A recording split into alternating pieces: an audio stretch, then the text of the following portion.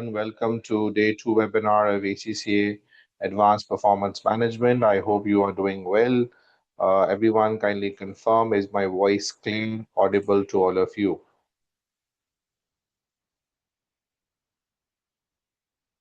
Great.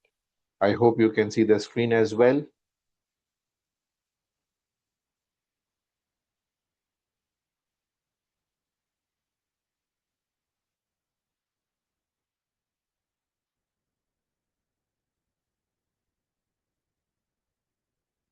Okay, great. Mhm. So, guys, I hope the first day of the webinar did went well for you people in terms of understanding, learning techniques, things you must have learned in the first day. And I hope I'll try my best to further help you today as well in day two and make things more easy and simple for you. So let's begin with day two of APM webinar. First of all, again, about myself, I've already given you the details last time that I have been teaching these ACC papers since last 18 years, and I've conducted lots and lots of webinars. This is another game changer webinar that I'm conducting from the VIFHE's platform. Uh, how to remain connected during the webinar? It has been made clear to you that there is a chat box where you just gave certain confirmations as well. So yes, you can use the chat box, and through this chat box, obviously, you will be communicating with me. You can respond to me in the chat box. Plus, other than that, after the webinar, you can connect with me as well by joining the global WhatsApp groups of APM. These groups are very important for your exam success because I'll be sharing all the important materials in this group. Once we are done with the webinar, on top of it, some important revisions will be conducted at the end in these groups. So be part of the groups because it will be very useful from exam perspective. You can contact the support team at this number if you want the group link later on. I will also ask my team to share the group link in a while in the chat box. Once they will share, I'll let you know. You can join. Those who will watch this form of recordings definitely can uh, ask the support team to share the group link and be part of it. Plus, you can remain connected with me as well, as I'm also the principal here. For any help, suggestion, guidance. You can contact me anytime, and I'll be more than happy to help you, respond to you, and will try to resolve your queries, whatever it is. Okay, so also feel free to contact me for any help, guidance in relation to anything. Right. So now,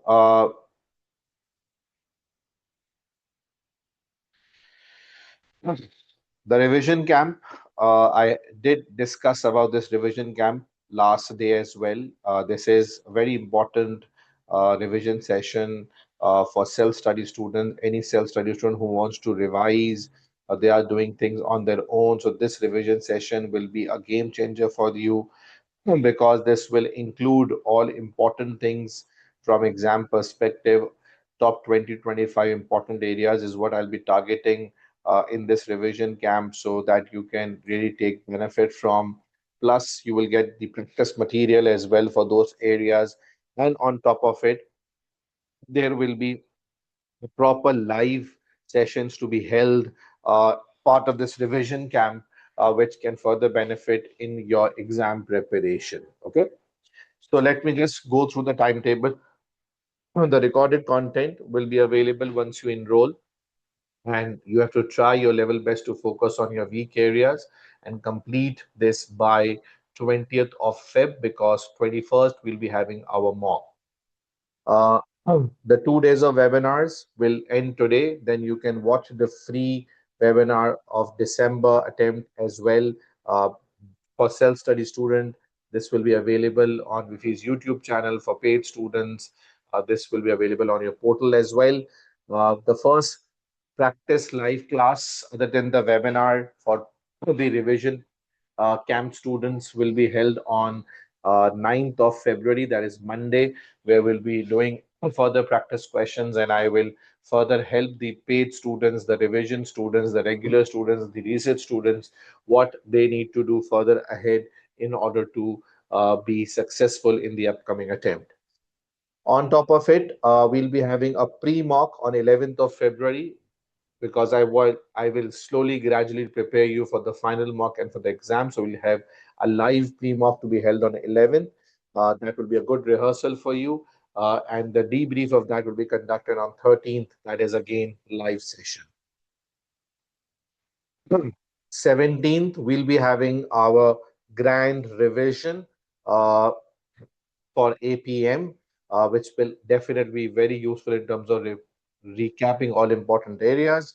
And then you will be having your final mock on 21st of February, followed by a debrief where I will be solving entire 100 marks to be held on 27th of Feb, where result will be announced and you will be able to access the complimentary mock and debrief later on. So the more important thing is all these are live classes to be held for the next 2 weeks. So please, the revision students who will enroll, they will not only benefit from these, but also the top 20-25 important areas access that will be given to you along with past paper solutions. So I hope this serves well for you people, and it will be very useful one for the upcoming exam. Interested students can anytime contact the admission department at this number. The number is given to you here at the end of the post. If you want, I can still write this number for you as well. Uh, if you want quick enrollment, so you can directly go to VIFHE.com. The website is here as well. Select the course. You don't have to do anything special. You don't need any coupon codes as well. You just go, the fees is already reduced according to the revision batch, and you just go and log in. Sorry, just go make an account and make the payment, and automatically you will get the access. So you can definitely override contacting the admission department as well. You can directly enroll yourself just in case you face any problem after that or doing that, then you can contact the admission department. I hope this is clear to all of you. Now, the today's study plan includes uh, three areas, starting from building block model, cloud computing, and completion of section A 50 mark question. Uh, then followed by a section B 25 mark question. For now, I'm starting with 50 mark question first, the one that we are required to complete. And after that, we will be going towards the next areas and the revision. I hope everything is going well. Please kindly confirm. I'm now switching to the question in a while.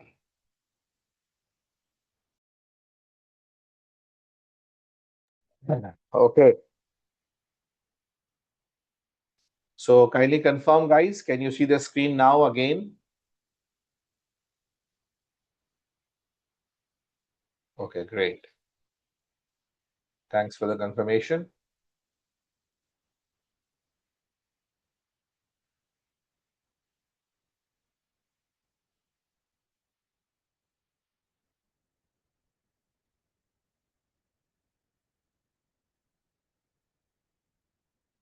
All right.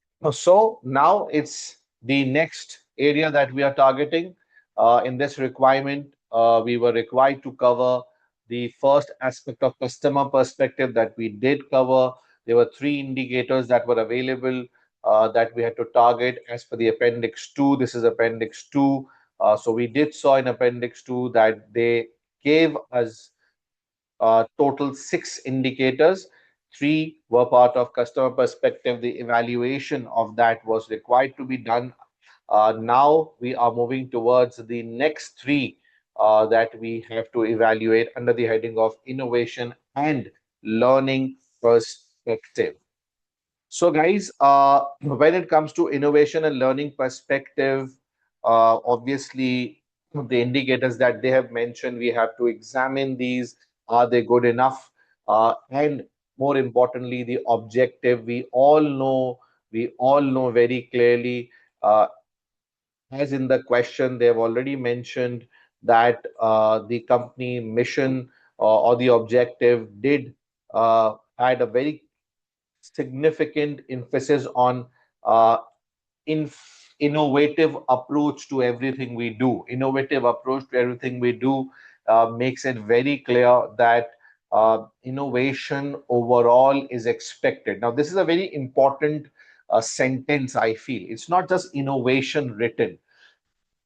The meaning is a more detailed meaning as far as I'm concerned, because it says innovative approach everything we do. Now, everything we do is not just confined to the products that you have to innovate. Okay, it also emphasize a lot on the way you work, like because they make manufacture paint. So the process of manufacturing the paint, the machinery, the overall work process. So they have to innovate in that area. They can innovate in the way they work, the way they manufacture, the way they conduct the processes. Okay, so it is not just confined to one area of product development. No, because if you innovate in the manufacturing process, so what you end up doing, you end up reducing your cost, you make your systems more efficient,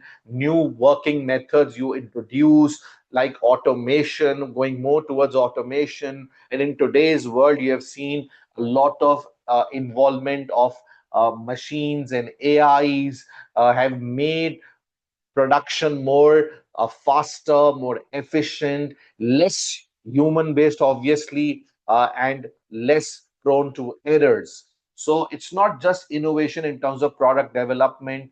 And even though, as it is very clear written, it's a large manufacturing company. It does has well established products, and it is working in a well established market as well. So the more is needed is towards betterment of processes efficiency, which is also important, because you can see here margins are decreasing. So somehow, there need to be some sort of way you can use through technology usage that can help you to pin down on your cost.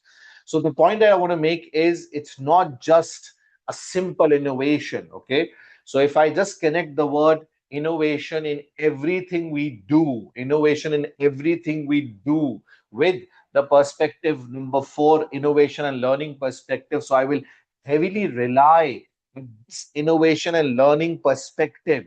This innovation and learning perspective will include the measures that will ultimately provide me what I want in my overall objective, and that is innovation in everything we do. So the measure should be so strong enough, good enough, complete enough that they do help me in the support of the overall objective of innovation in everything we do. So this small discussion that I've done in front of you was to highlight the importance of uh, the mission key element here.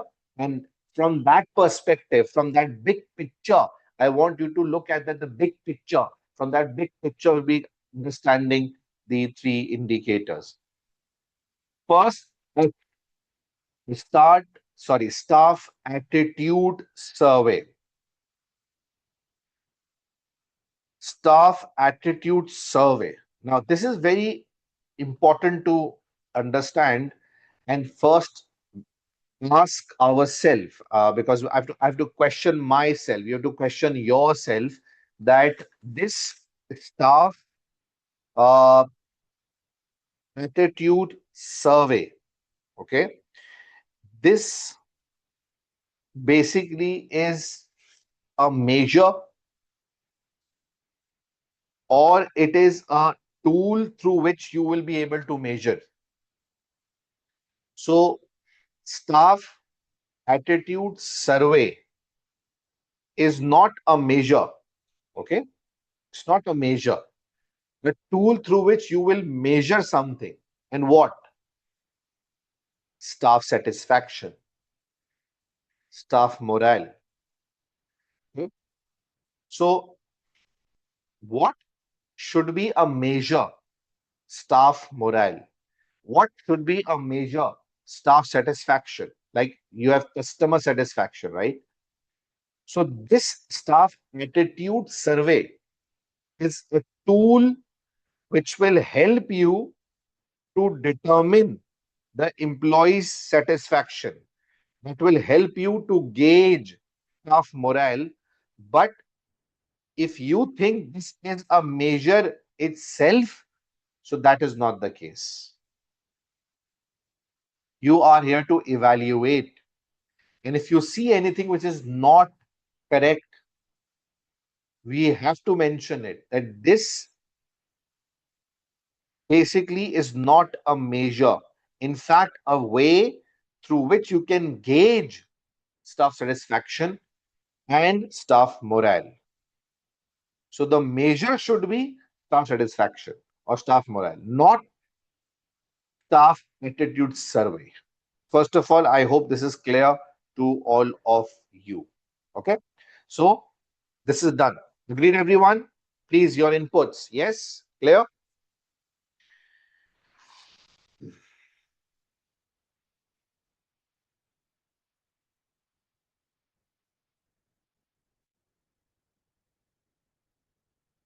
See, this is a tool through which you will be able to come up to this measure. Okay. So, this is the way through which you achieve it, not the measure itself. Understood? Okay.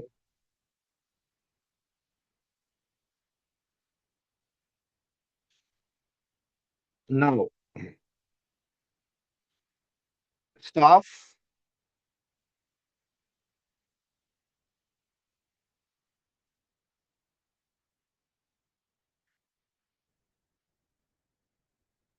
attitude survey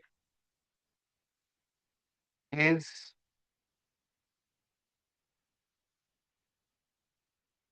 something that will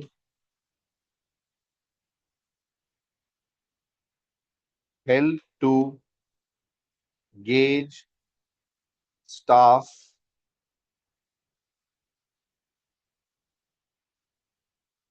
satisfaction and morale.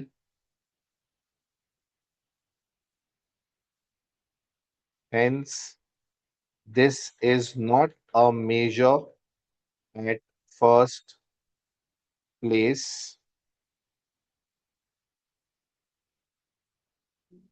Okay,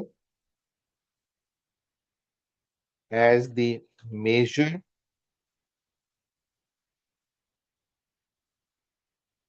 here should be staff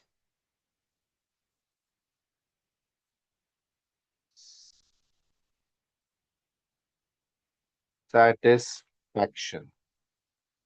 Okay, or morale. Okay, done. This is the first thing. Secondly, again, coming back to what I initially said,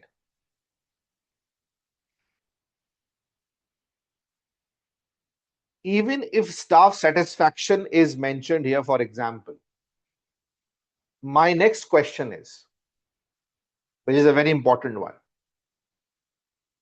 Let's assume for a minute, and I want your input, please. Let's assume for a minute, if this is staff satisfaction or staff morale measure here,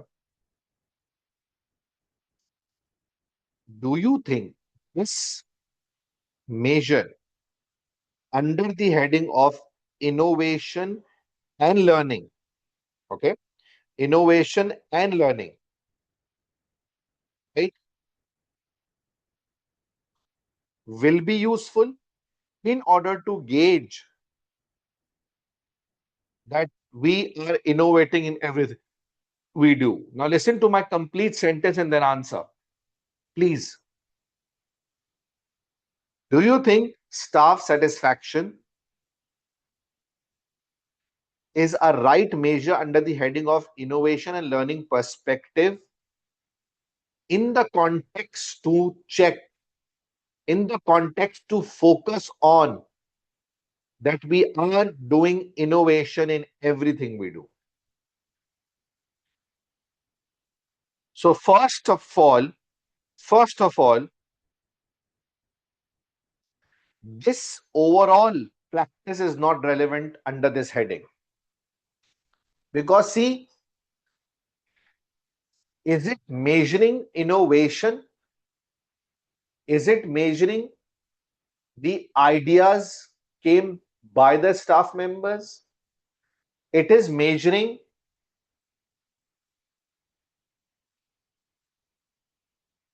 is staff engaged in making process more innovative? No, no. First of all, for a business like Neeti Company, they are a well-established brand. They have well-established products.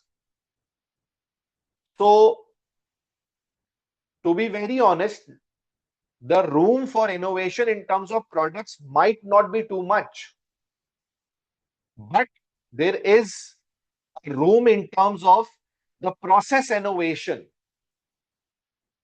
So, I feel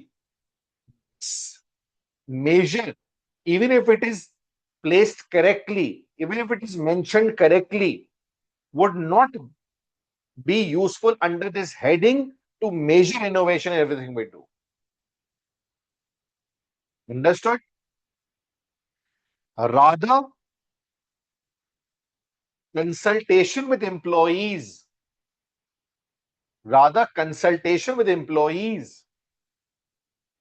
okay, and taking the opinions could have been better under this purpose rather than this itself. Okay, done. So, we will mention this here.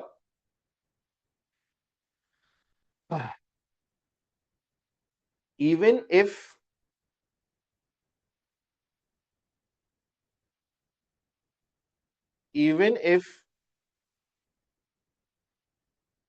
the measure was presented correctly, the question is, does this measure suitable under the heading of innovation and learning in order to focus on key element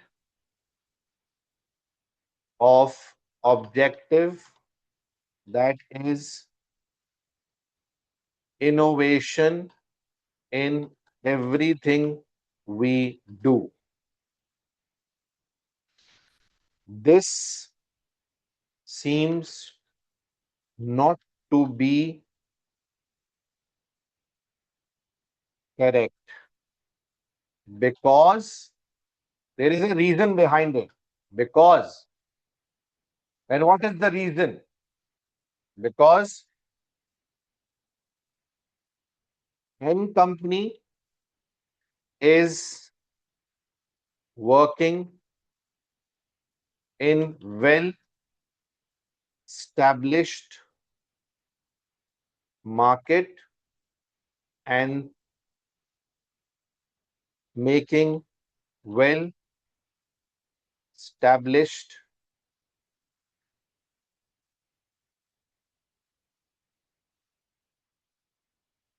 products. Okay,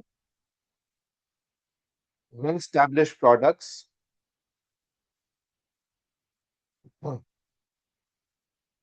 So staff are not considered as source of innovation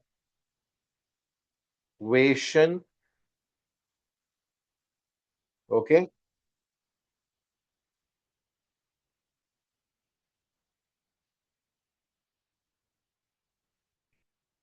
which was more suited in a business where intangibles intangibles play more important role. Okay, guys. So it's a manufacturing business, well-established products. They have staff suggestions, opinions can help you, but again, directly they'll not be into innovation process. Okay. However,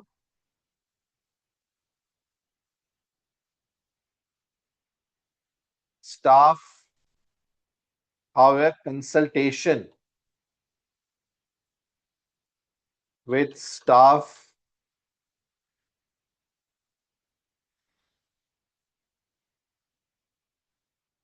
would be more useful here,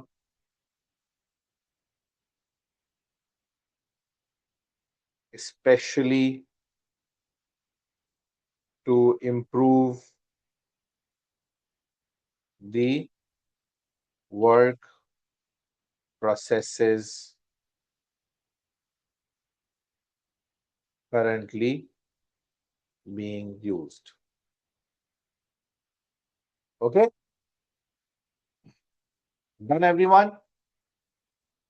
So I hope this is clear.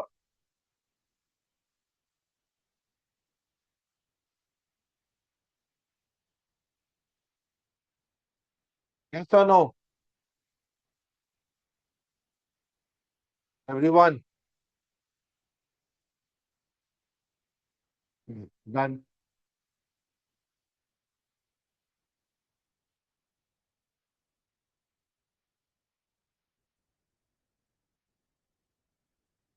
Okay.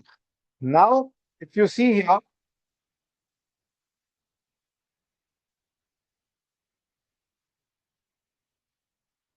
I cannot accept anything. I cannot accept anything that is presented to me. Okay. I have to think from the context of the scenario. Clear, everyone? So it is very clear considering a manufacturing business. Okay. Considering a manufacturing business as such, this measure will not work. Okay. Done. Now, the next one, percentage of sales from new products. New products. The word new products is catchy for me. Percentage of sales is also a good measure, I feel. This is more valid. This comes under the heading of innovation well, and especially the key element of everything innovation we do. Okay. So I can say yes, this measure is useful and well aligned with the objective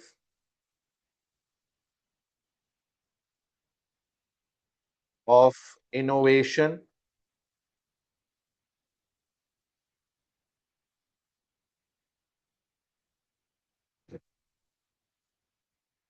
innovation,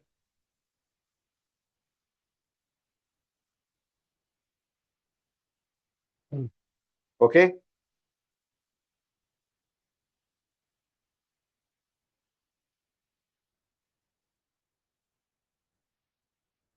which is clearly mentioned in overall objective. Guys, just give me 2 minutes. There is some technical glitch. The team has just requested me to stop for 2, 3 minutes. Really sorry. Just give me 2 to 3 minutes. I'll be back as we solve this technical glitch. They want to shift to the server.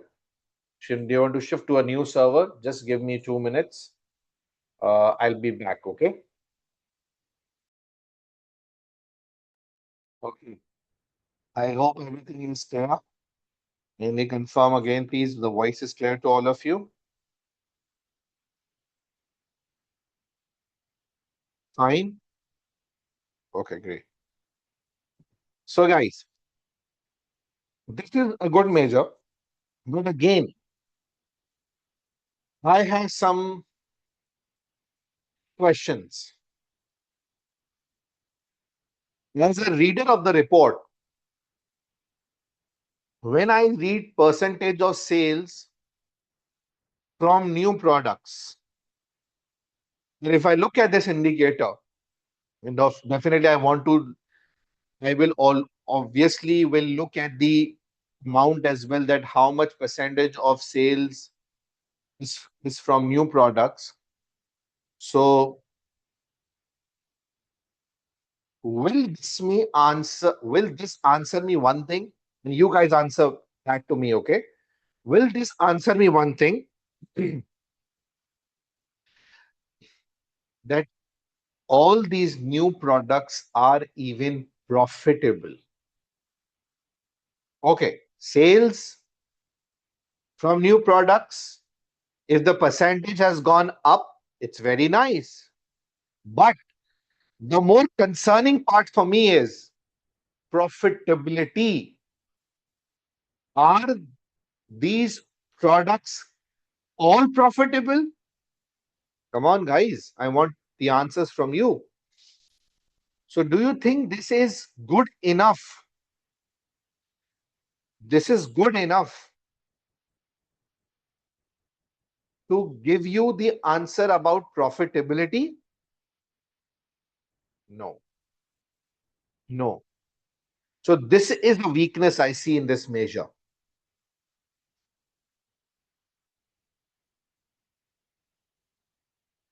This is the weakness I see in this measure. Okay. So, the concern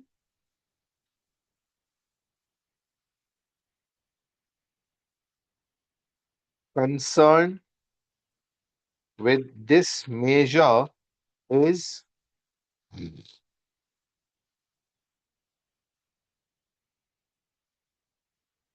that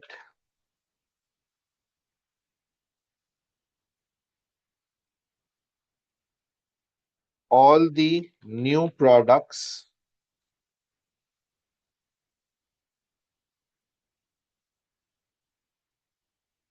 are profitable or not.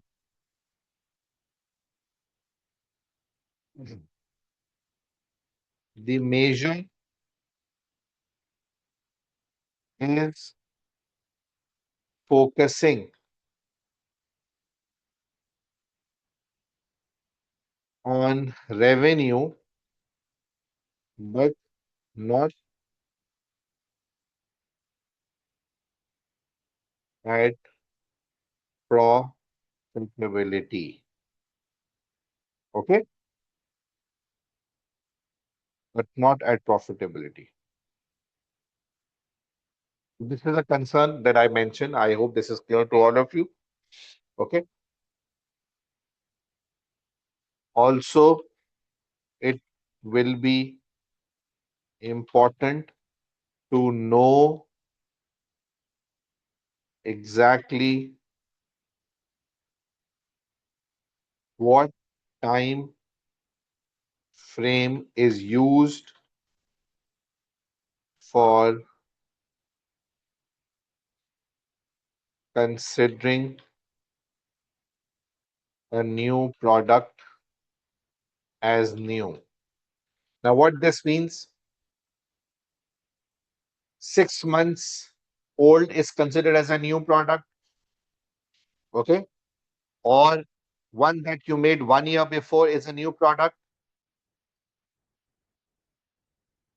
or past 2 years considered as a new product, because you are actually connecting this with revenue. So time frame is important. The definition of new product is important. Okay. For example, whether 6 months old or 12 months older is considered as new product. Okay. So I think this is clear to all of you. Two questions I've raised here. One about the profitability not being considered, and second, the exact meaning of the word new product. What exactly mean you mean by new, right? Next, revenue per employee. And the last one, in fact, revenue per employee. Same feedback is covered in staff attitude survey. Employee revenue per employee would have been important one. Okay. Number one, when business would be very much reliant on skill set of the employees. Okay. Right.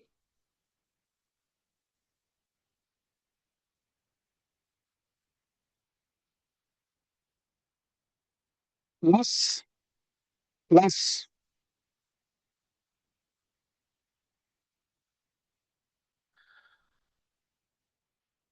plus, this measure has no connection again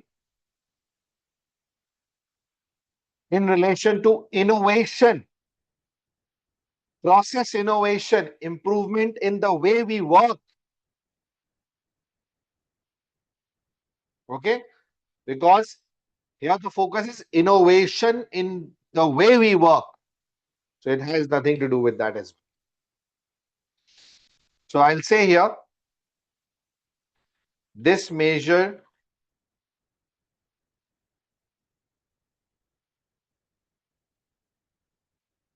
also will not fit under the heading of innovation,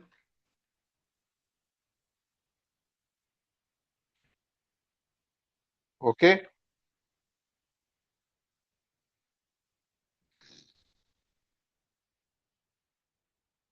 as it has nothing to do with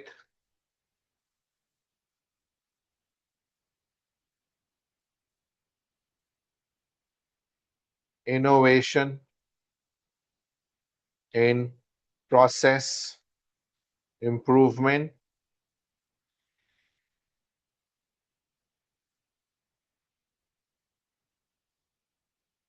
and also overall considering the business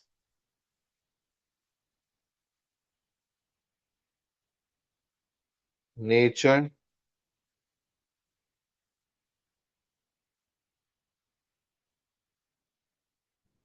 Let's first stop. Also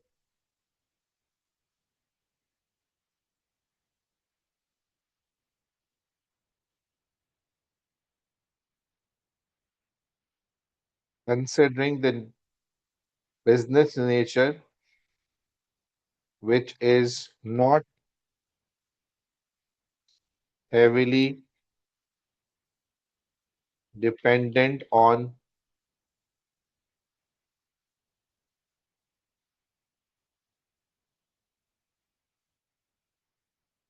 intangibles like skills of employees.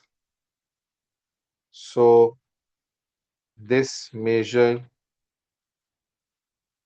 will not be useful from that perspective as well. Okay.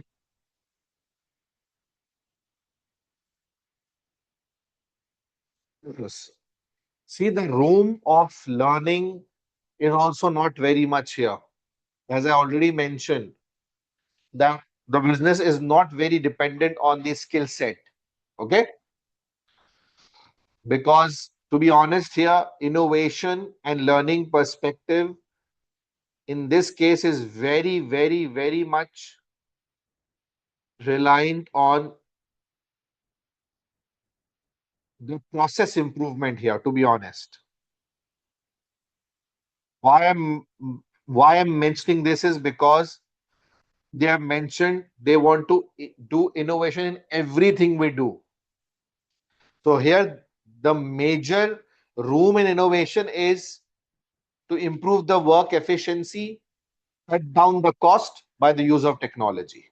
Mm. Okay,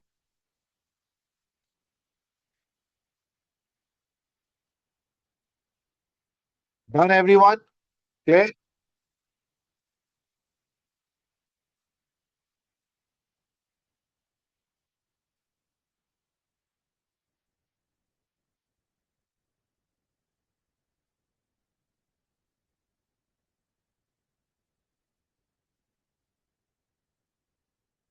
okay.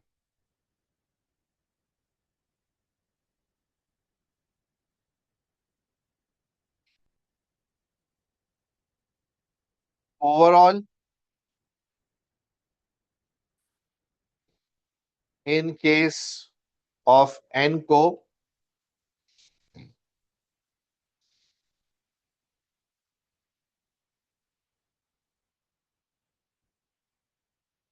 innovation in the current working practice will help to cut down on cost and improve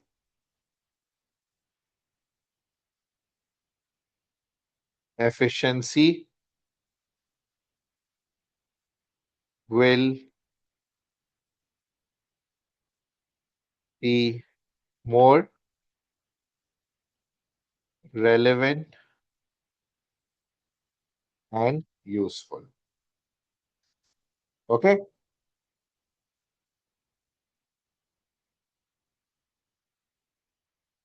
done.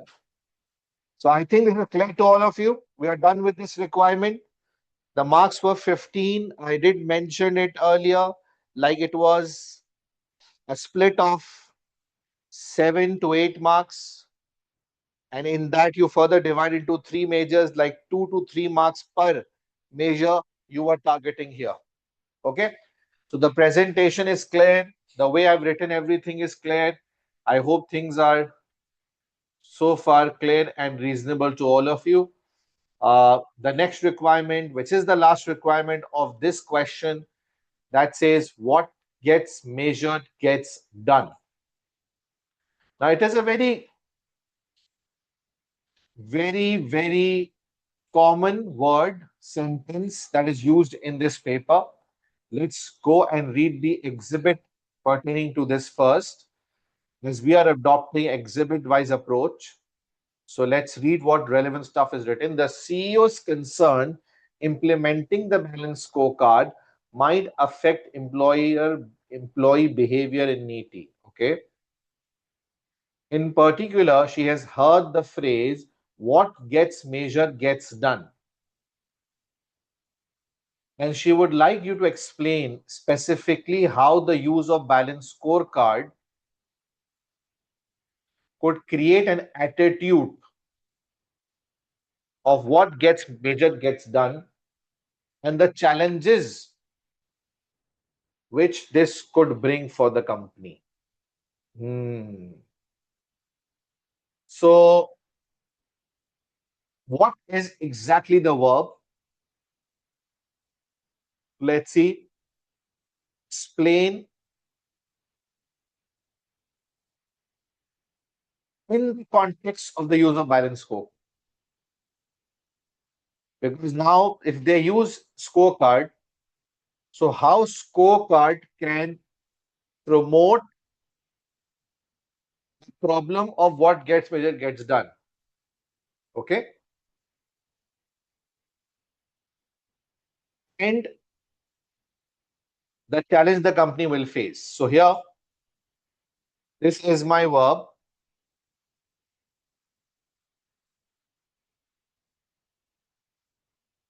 And this is not just one verb.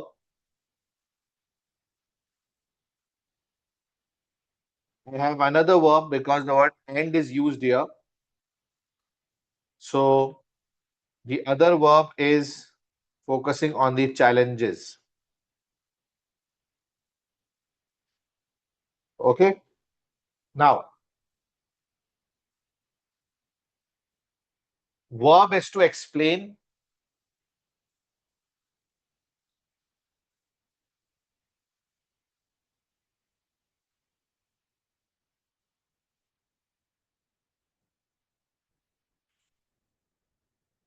Verb is to explain. And what to explain?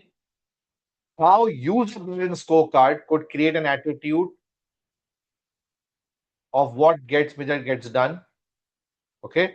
And the challenges it will bring. Done.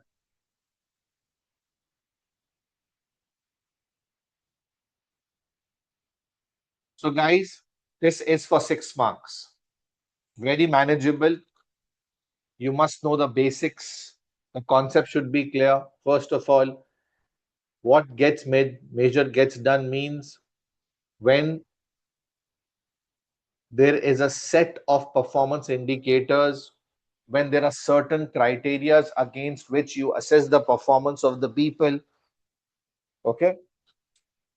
And they obviously know that their performance, their recognition, their bonuses, their future growth, all is dependent on these sets of performance indicators. So automatically, being a human, they do their very best.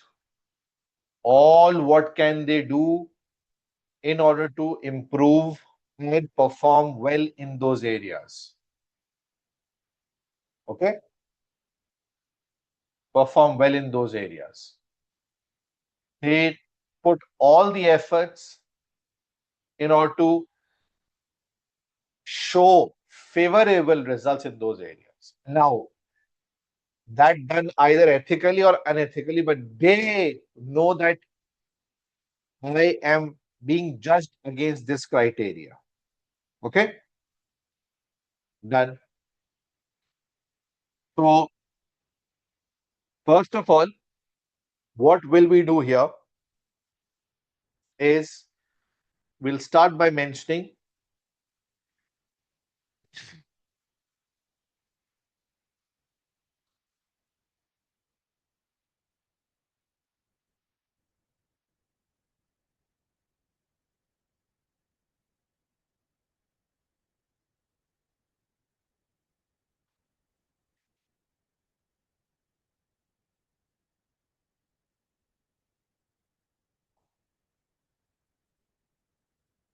the term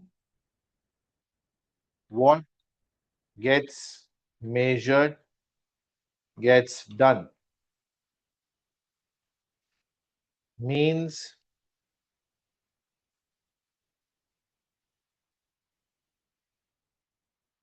the performance of individuals slash departments will be assessed, regularly assessed against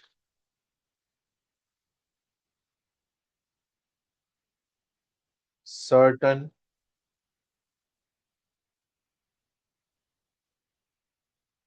KPIs, certain indicators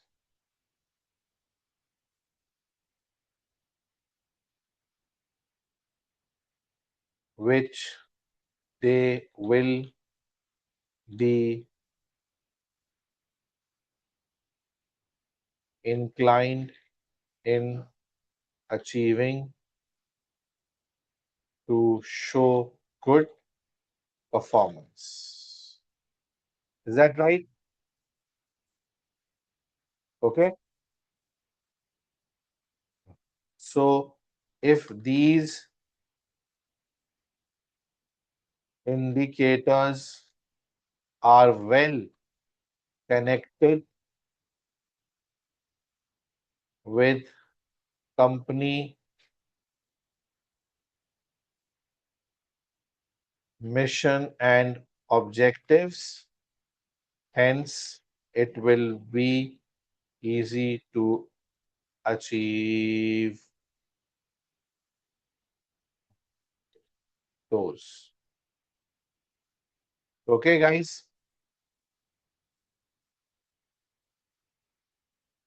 Now, this was a quick overview starting that I gave, but specifically balance scope.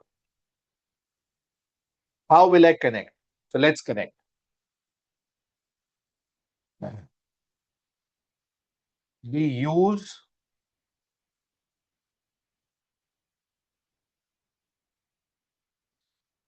use of balance scorecard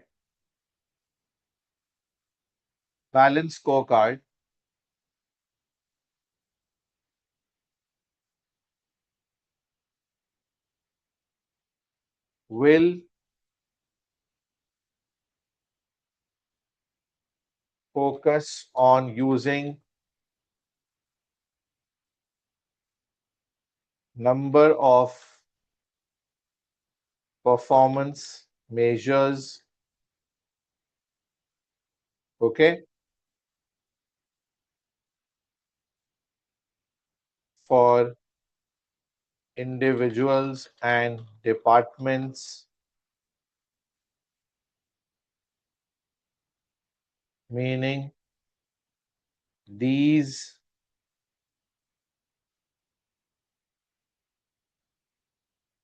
individuals and departments will then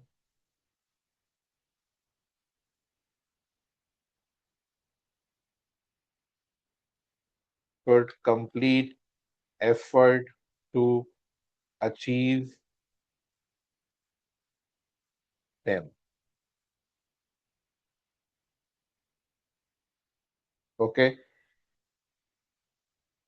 The attitude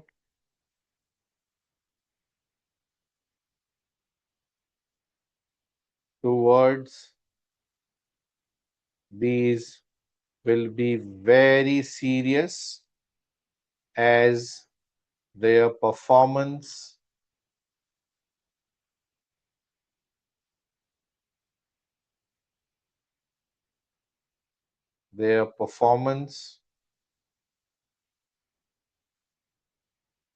and maybe rewards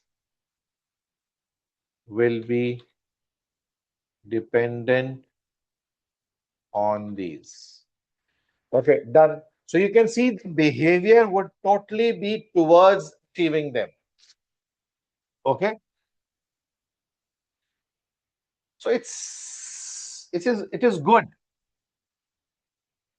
but challenges what it will result in.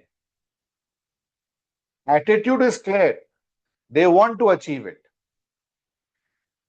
But what challenges will this result in is now I'm targeting. However,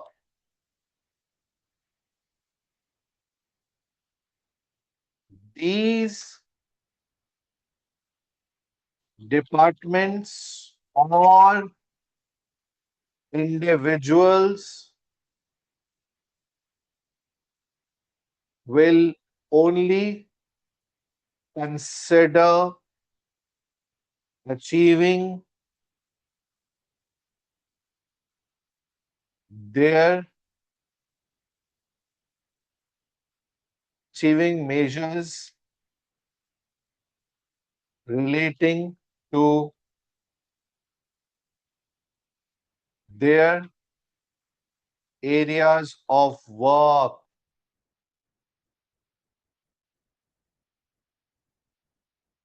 irrespective of the fact that these may result in adverse performance in some other areas. Now, see, it's a very important thing, that from customer perspective, they want to achieve market share. So, to achieve market share, they want to increase sales. To increase sales, they might give discounts. Okay. And that can affect some other area of work, that can affect the profitability aspect. Okay. So, yeah, this is a problem.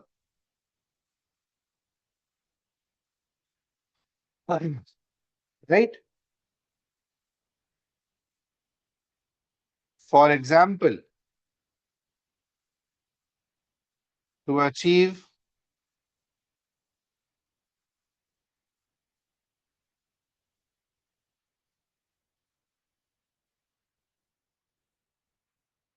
higher market share, the margins may be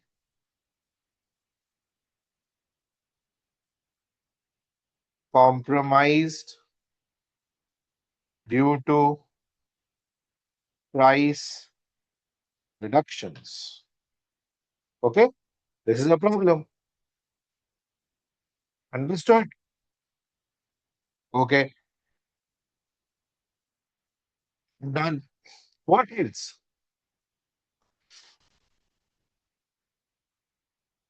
Another big problem that I always say is what is being measured will be done. What about something that is not being measured then? What will be what will be the case for those? So now the other problem, the other challenge is areas that are not being measured, maybe due to the level of difficulty, okay,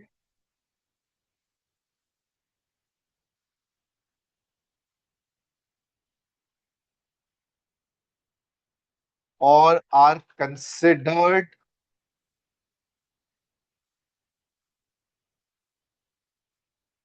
not important, will be overlooked completely. There will be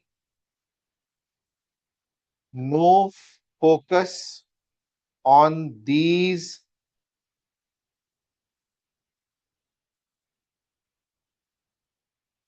despite may be they are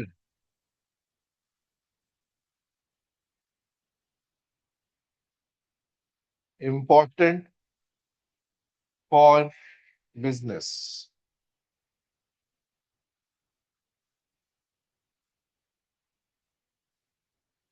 Okay. So, yes,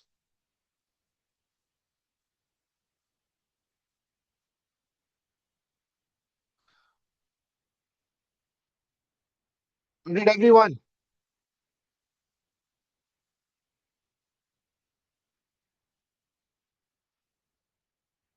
Yes or no? So, areas that are not being measured, what about those? Nobody would be bothered to consider them important and look at them. So, this is a very major issue of what gets measured gets done. And because of balance scorecard, such an attitude might prevail.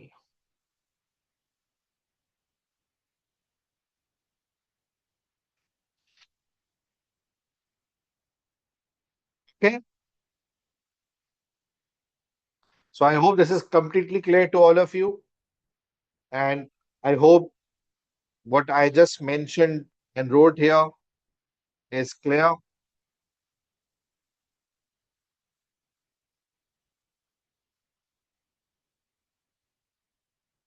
Any questions, guys?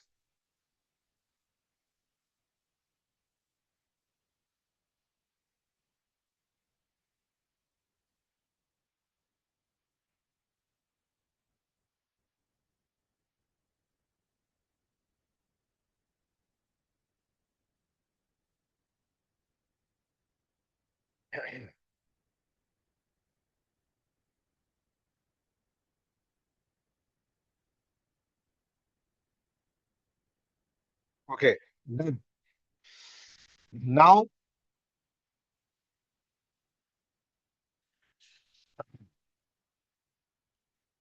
see the problems that we had to write here were not balance scorecard related problems, but we had to link the term what gets measured gets done with balance scorecard usability. Students cannot simply write the drawbacks of balance scorecard here. That is why we say always understand the question, read it three, four times. Okay?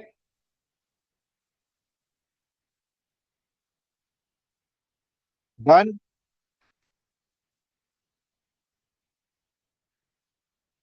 I hope this is clear to all of you.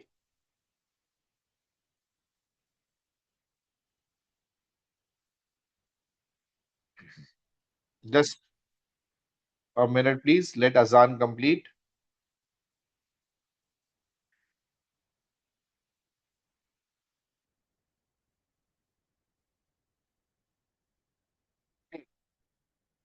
Now, with respect to marks discussion, let's quickly do and wrap up this.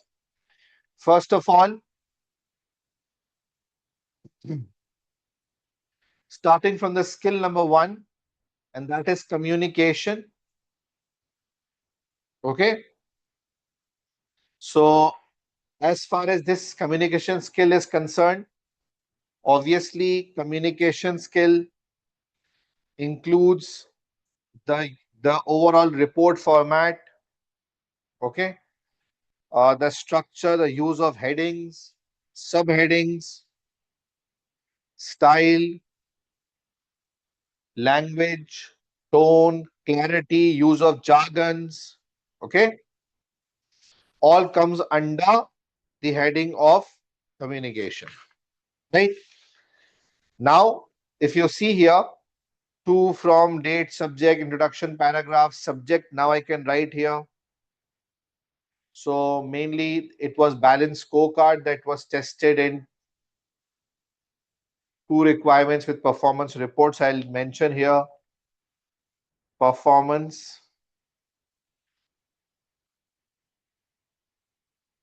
reporting and balance scorecard at ENCO. Then the introduction paragraph. This report includes all what I've done, evaluation of the current performance reporting system, full stop. Further,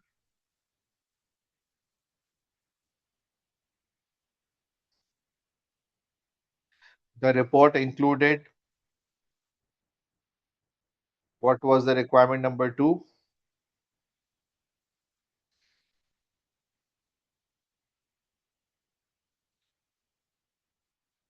Evaluation of the measures under the heading of balance scorecard for customer perspective and innovation and learning perspective.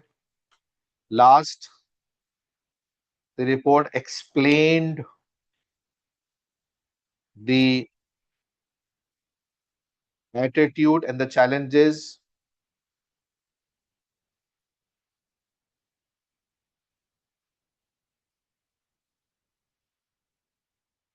the user balance scorecard will bring from the context of what gets measured gets done. Full stop. So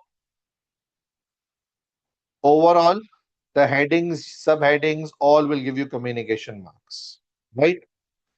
Now, analysis and evaluation skill. Remember, in part A, the way you broke down the mission or the objectives into separate components and with a proper sequence covering them one by one, like shareholder, like customer delight, like product quality, innovative approach. So, a clear and a systematic approach with which you did the evaluation of this report will give you marks and analysis evaluation, because it will look more professional to read and understand. Okay. Similar clear structure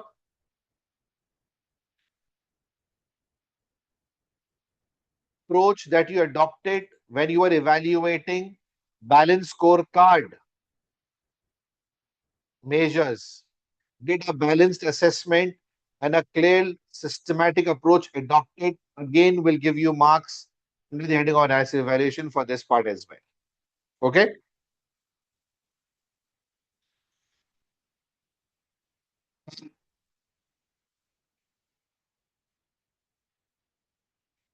Then commercial acumen.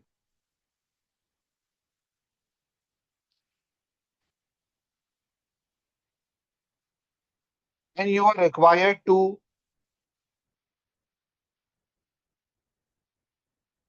evaluate the balance scorecard measures like brand awareness, market share, okay, customer attitude survey and all. So,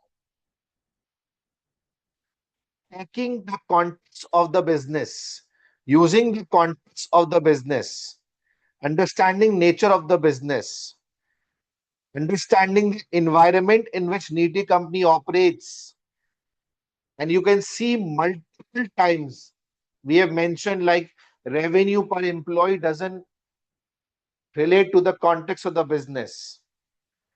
Staff satisfaction doesn't relate to the context of the business. Okay.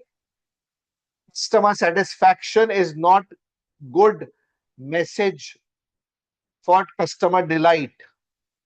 So understanding the business context, their mission, their vision, their objectives, where they are working, their competition, their market, all was commercial acumen.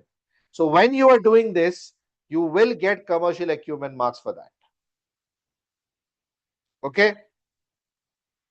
Done. Clear?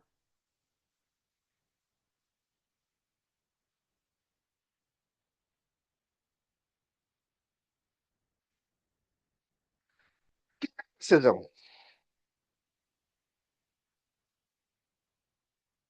The impact in the last part we discussed that these measures will affect employee behavior. So we discussed that the employees might give preference to their own areas because of the term what gets measured gets done. So we did raise questions, the challenges these measures will give. In skepticism, we do come up with questioning attitude, do come up with the challenge things will offer. So this was skepticism that we saw here. On top of it, let me tell you this as well. In the question, they explicitly mentioned not to come up with new indicators. This was part of this requirement. Okay. This was part of the second one as well. When they have mentioned something not to be done, and if you don't do, you get professional marks. You get professional marks. It shows a professional attitude. So when something they are asking not to do, and if you do it, you lose simple professional marks. And that's not at all challenging, to be honest. Something they asked you not to do, so you should not do.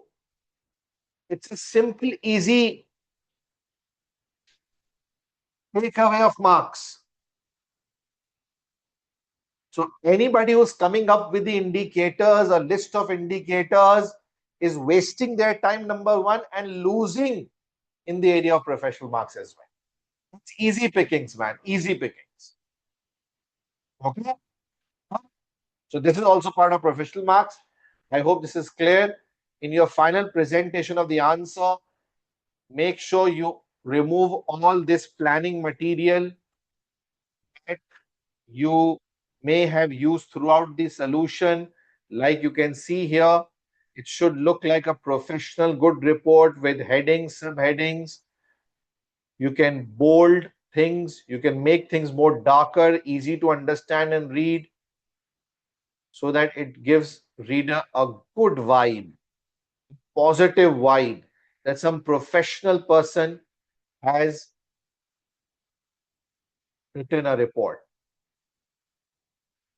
Okay, done. So I hope this is totally clear to all of you. The entire report, the answer and everything is clear. I just removed it to show you that you don't forget this in the paper. Make sure you do this because this is crucial. However, right now I will bring all these back because of the drafted answer that I provide, so that you are not able to miss out on these things. Okay. I'm just showing these again, but in the final exam, make sure you do remove all these things because examiner is very particular about it. Very, very particular about it. Okay. That's it. I hope this 50-mark question would have been a useful one and did give you a lot of clarity and confidence to handle this. Right, guys? Satisfied? Happy? Do you think this 50-mark went well for you? Was it useful overall? Yes or no? Loved it, everyone? Okay. Now, let's move ahead and discuss the areas or revise the areas first. So, balance scorecard was done. Another model, building block. A model that is mainly used in service industries, a model that is designed for service businesses. Okay, so building block model has three blocks: dimension block, standard block, and reward block. Dimension block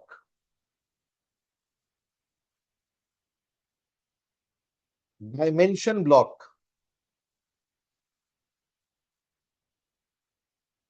includes 6 dimensions, with two known as resultants and last four known as determinants.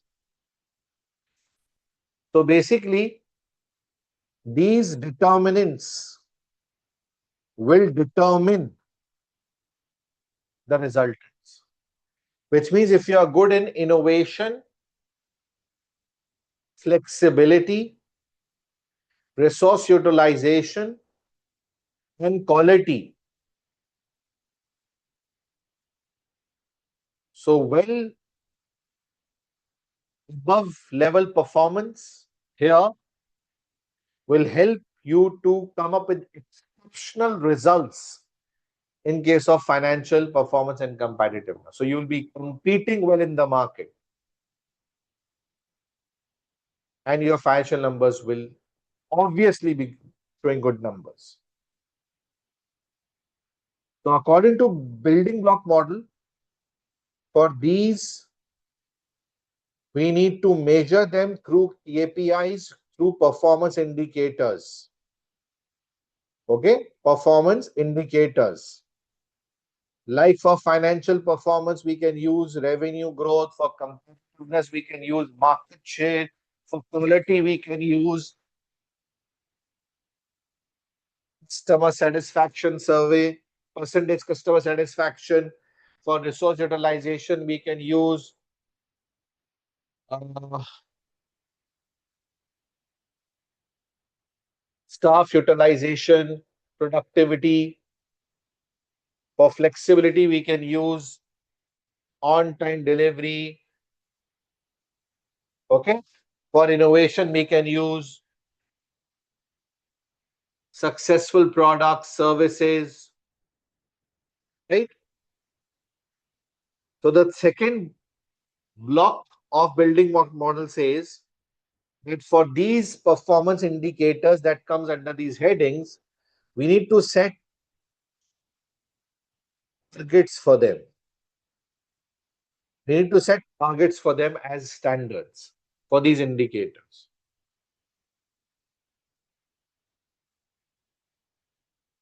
Because once you have the targets in front of you, you tend to focus on achieving it. But those targets that you are setting should ensure ownership taken by the employees to achieve it. They should consider them as achievable targets and should be set on a basis of equity fairness, considering their work, business nature, and all.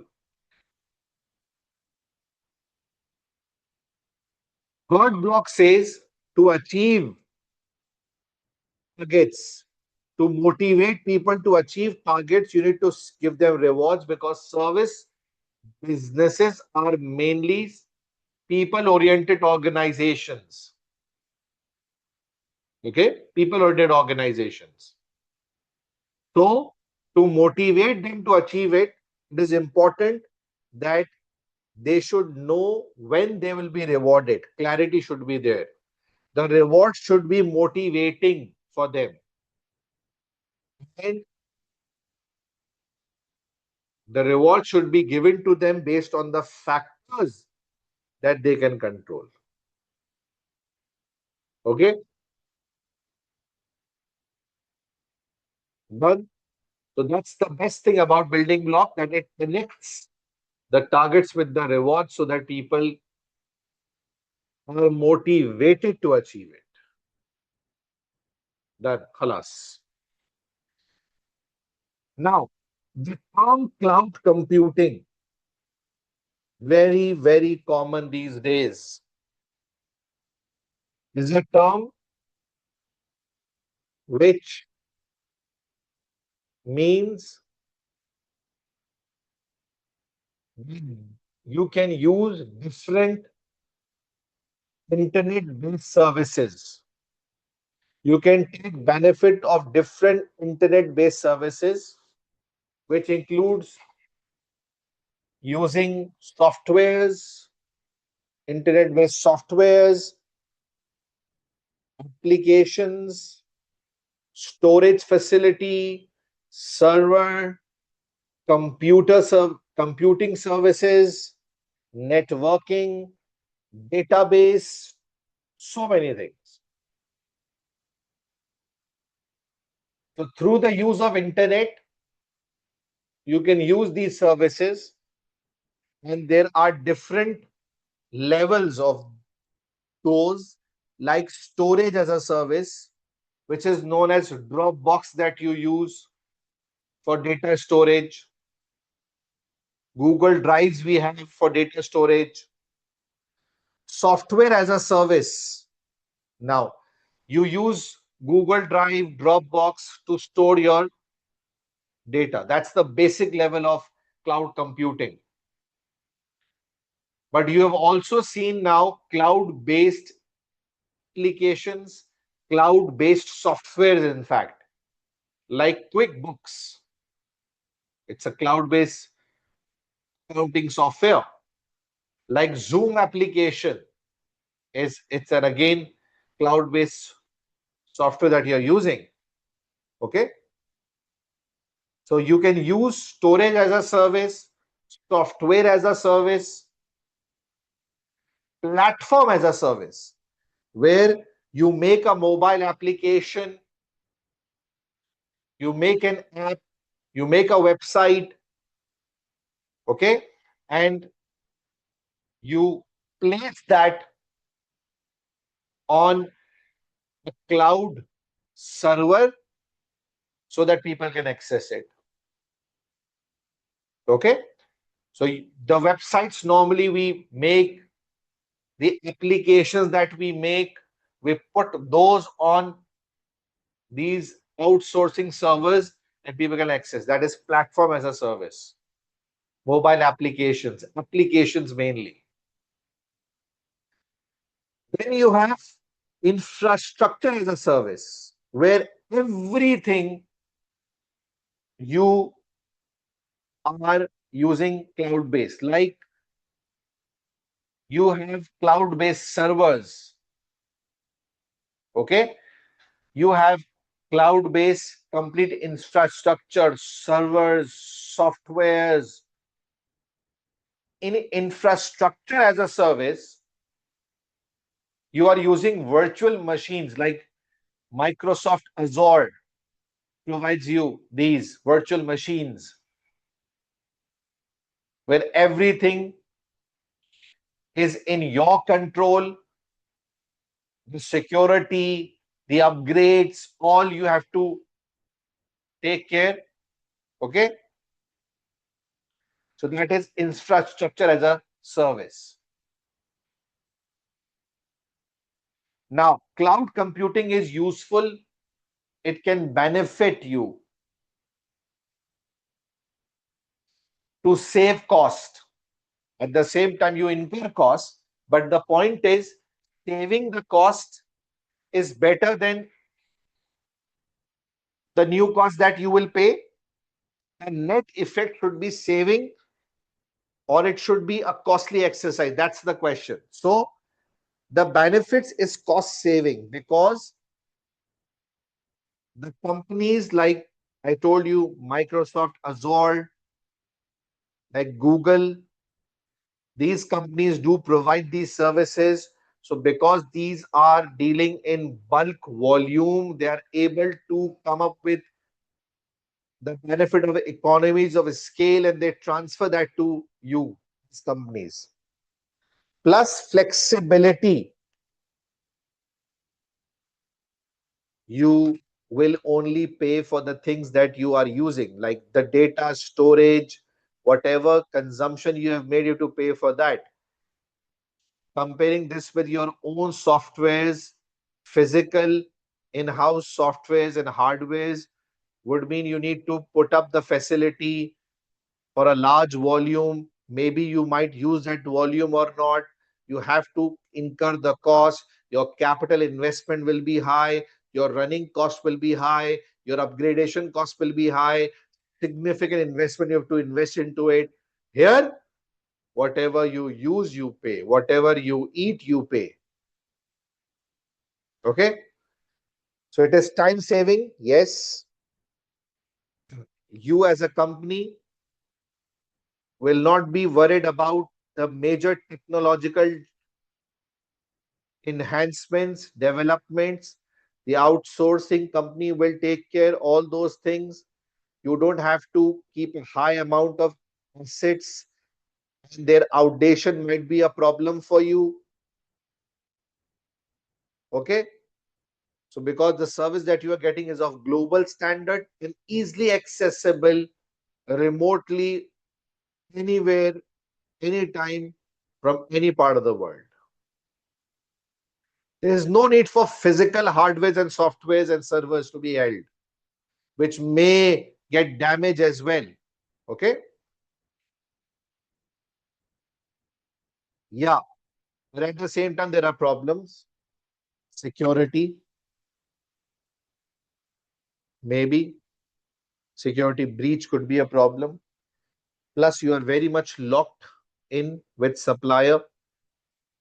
The company from whom you took all these services is basically a one that can dictate you. Maybe you will be locked into it. Maybe the switching cost might be high. So these are the problems you may face. And security on top of it and the legal issues are important to consider. Okay, done. Now, it's time to move towards Section B question. Section B comprises of 25 marks. The strategy, the $1 million plan for Section B is mainly the same one. Read the general requirements, copy paste on your answer sheet. Then read the entire scenario, find hidden verbs and objects. But here, the option of going with exhibit-wise approach will not be suitable. You will read the entire scenario in one go. In one go. Okay? So we'll find out verbs and objects. We'll copy paste on the word processor.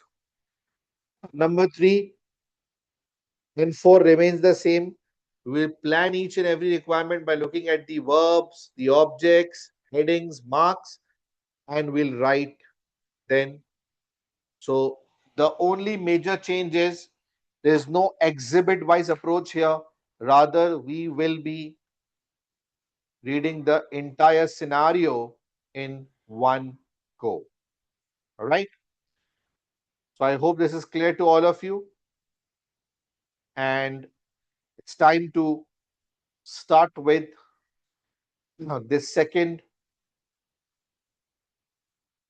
question, and more importantly, section B question. Okay.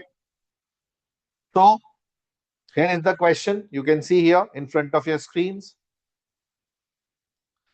I'll open the requirement section.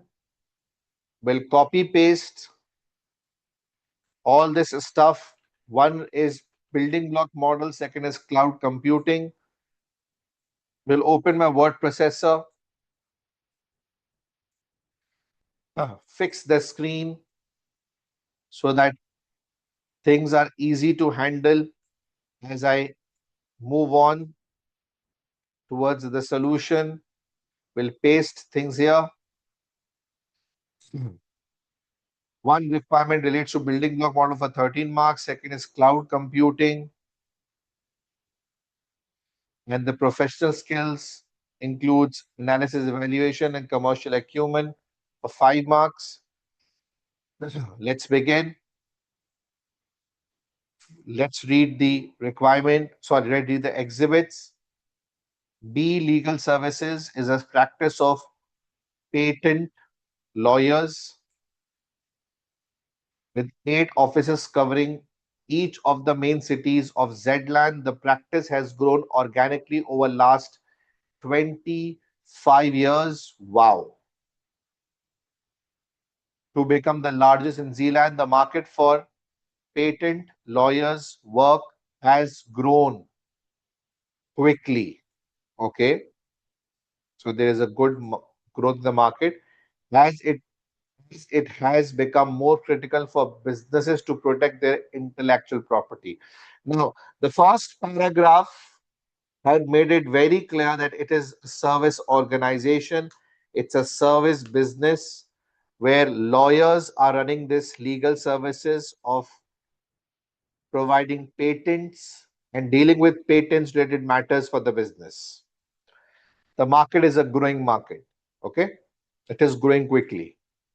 The company offers advice to businesses on registering intellectual property market such as trademarks, copyright and patents, purchasing and selling intellectual property rights. Okay, wow. The names you they buy and sell the names as well then. Okay. Now if you have seen GoDaddy, company that provides URL. I'm just giving an example where you go and buy a good URL, and later on, if someone comes to buy that URL, you can charge your own price. Okay, so they sell then. You can trade the names. And defending those rights against infringement. So this is the third work that they do. The current business environment has shown a steady growth in all three areas of work, which are known as registration, trading, and protection, respectively. So there is a steady growth. Trading has particularly high growth as other businesses create or optimize their portfolio of intellectual property rights. Done. So I think the overview of the business is clear.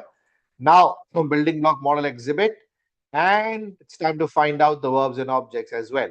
The managing director of the B company is dissatisfied with the existing performance management system as she is not convinced that it is helping to achieve the long-term goals of growing the business. Okay, so they want to grow their business. This is their long-term goal. I need to highlight this. Okay, a recent example of performance report supplied to the board is given in Appendix 1. MP is familiar with the basic definitions and concept of building block model and thinks it could help improve the performance management at B company. Okay. So again, there is a performance report in Appendix 1, which is basically used by the team, the managing partner, thinks that these measures that are part of the report are not good enough, right? Because their long-term goal is growing the business. She has asked you as a performance management expert, you know your position, to provide an assessment how the dimensions of building block model, okay, are measured in existing performance report and provide any improvements to the report. The company doesn't want you to assess the performance, please. This is again the $1 million categories. If you know the way I teach people, this is $1 million category 3, not 2, where you have to see that according to the building block model criteria, the current system is good enough or not. Okay. So it's a very common category. Those who know my $1 million categories, they know what I'm saying here. Okay. So the verb is assessment. What to assess is the object. How dimensions are measured in existing performance report, and provide any suggestions if you feel like there is a possibility of that. And let's close it. Cloud computing. The proposed change to performance management at B led the board to briefly discuss changes to its information system provision at a recent meeting. It was broadly accepted that current system, which the company runs, is a 10-year-old servers and network supported by its own IT department, okay, were not keeping up with recent technological developments. That's true. Very true.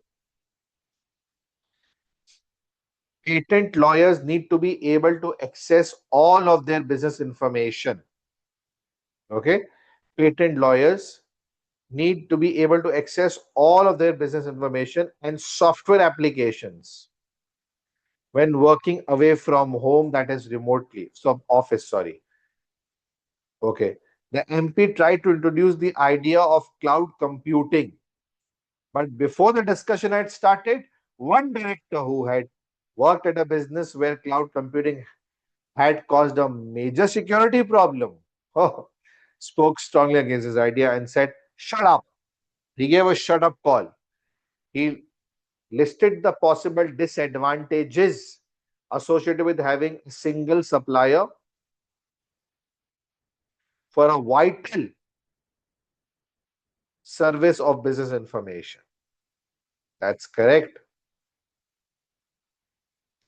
In the face of this interruption, the MP dropped the topic and promised the board to return to it later with a detailed proposal. In preparation for the next board meeting, MP wants you to prepare a brief explanation of cloud computing. What is cloud computing? A brief explanation you have to provide. Okay. So let's have a look. Verb, brief explanation, object, cloud computing. Okay. And there is another verb to deal with, verb assessment. Okay. Of what? The object is financial advantages. Assessment object is financial advantages which it could bring to be if most extensive use is made of the service. Your focus should be on positives, only financial positives, if they go with the full use of this service. Then, yes.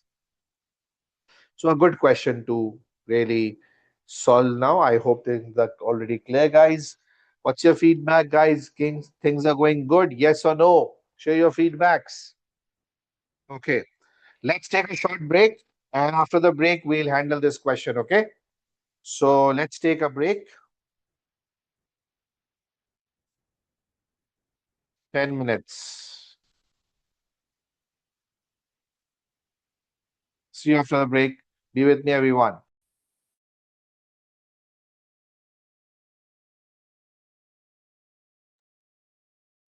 And let's begin, everyone. Now, the first area where we will look at the verb, that is the assessment object, how dimensions of building block model are measured in the existing performance report. You need to understand the object, which says,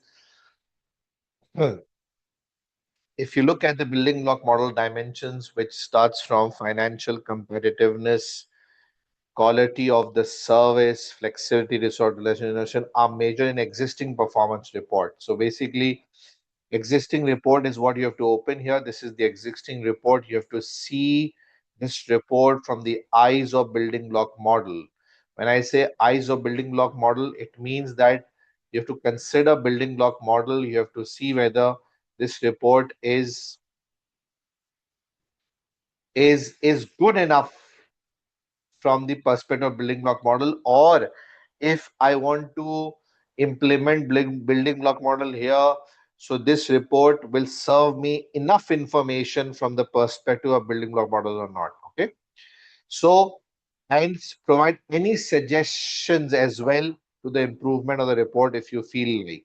Now, if you look at the report here, the report is bifurcated. Now, this data is of 2005 or 20x5, and it is distributed into three areas of work that they do. One is registration work, the second is the trading work, and third is the protection work, and the total figures are given to you. So you can see the revenue of these three divisions and the total, and you can see legal services sector of the three. Legal service sector means the industry revenue, the industry overall revenue of the three sectors and the total. Then you can see change in revenue on previous year, both the three areas of the business as well as the legal service sector. Okay. Uh, then the operating profit margin is given to you, and customer satisfaction score is given to you for the three areas and overall for the industry. And then employee training cost in relation to the total staff cost. Then it says the comparative figures are obtained from Zealand Law Society, which collects them for all legal practices across the country to aid its members in managing their businesses. Okay. Now, if you see here, uh, this question or this report is very similar to one of the questions of building block models tested before as well, by the name of APX accountancy. So very much similar to that. I see that resemblance in this one, and a few things are very much similar. Anyways, now if I will start my solution, so I will definitely look as to how I need to answer this part, or and I'll plan it. It's a 13-mark requirement. Okay? And there are six dimensions. So 13 divided by 6. Okay. 13 divided by 6 here would mean that approximately 2 marks per dimension. Okay. You can just keep in your mind. And those 2 marks per dimensions is what you can just keep in your mind. What exactly you have to do? You have to see this report is good enough for measuring financial performance, good enough for measuring competitiveness, good enough for measuring uh, quality, resource utilization, flexibility, and innovation. Okay, right, everyone? Okay, so I'll start first by mentioning building block model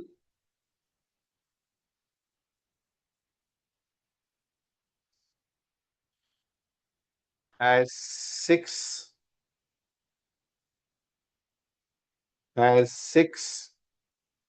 dimensions that are bifurcated into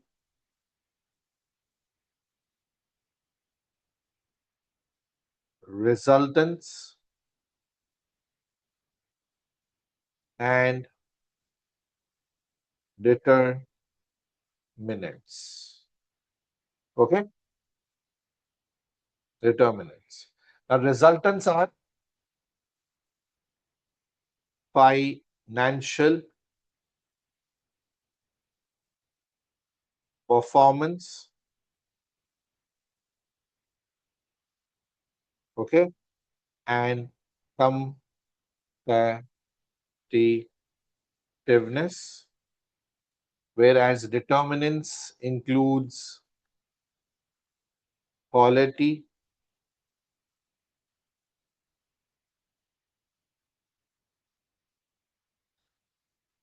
flexibility,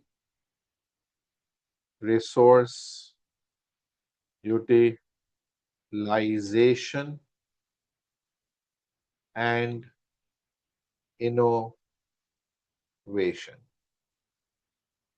Okay, guys, clear? Done.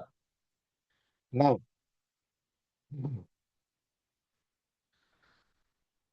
first,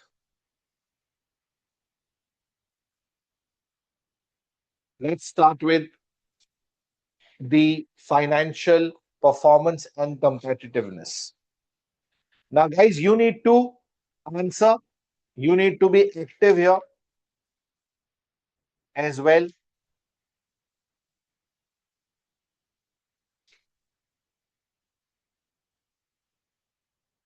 And your response will matter for me. You tell me from the revenue perspective, okay, what measure you think is useful in measuring this area. So anything you feel like is useful for financial performance here? Yes, I see one thing is revenue growth given here. This revenue growth is what I can use as a measure to assess financial performance. Okay, then profit margin is also a useful measure for assessing financial performance. Okay, so business wants to expand. They want to expand the business, and revenue growth is a good indicator. So let's start then.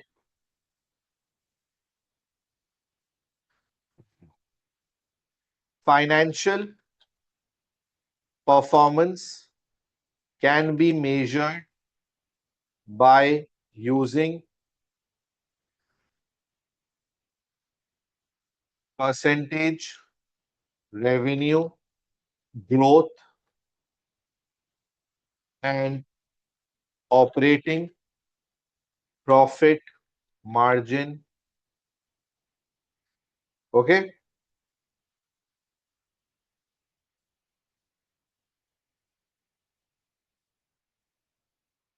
the revenue growth seems to be well linked with the goal of business expansion as mentioned in the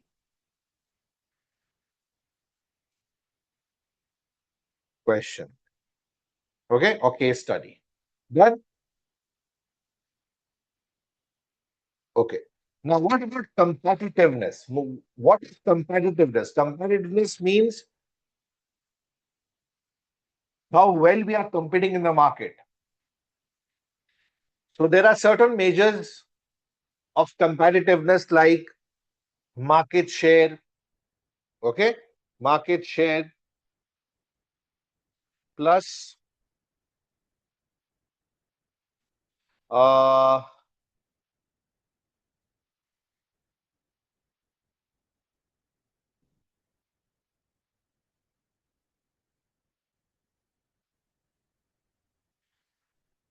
number of new customers. Okay, so this is missing here.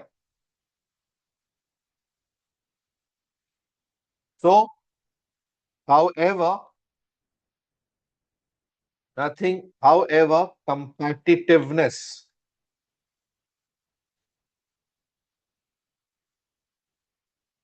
cannot be measured here,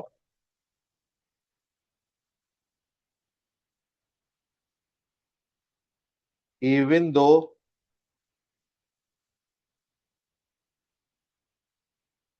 there is useful information that can be used to measure competitiveness by the use of market share. Okay,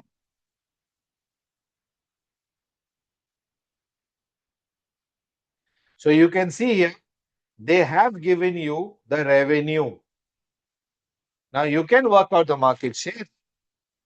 You can work out the market share. It is very much possible to calculate the market share. Are you with me, everyone? And the question did allow me to suggest improvement to the report. Okay. So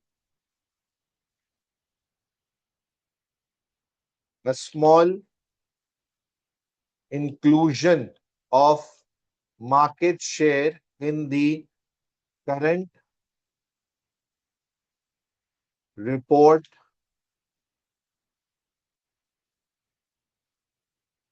will be useful as shown below.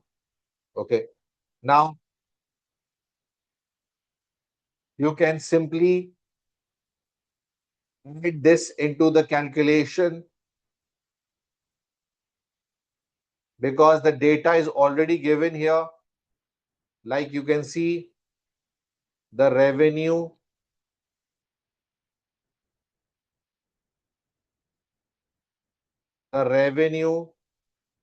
is given.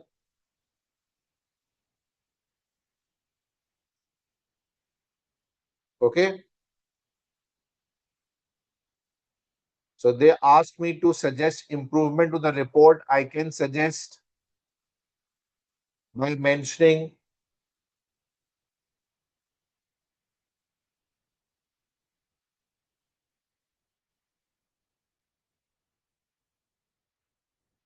so the revenue is given to me.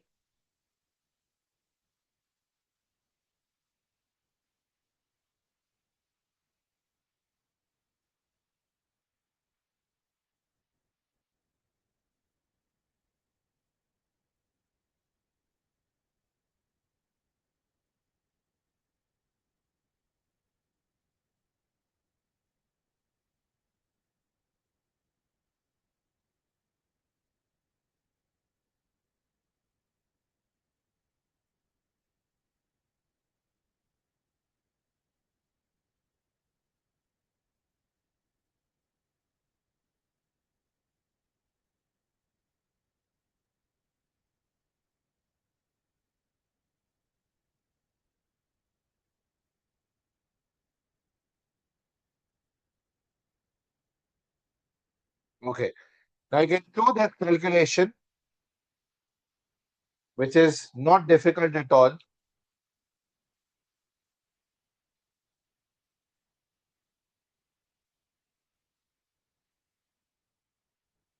It's 4.9% first, second 90.6 divided by 412, which is 22%, then 70.9 divided by 562 is 13%, then 196.8 divided by 1697 is 12%. Okay.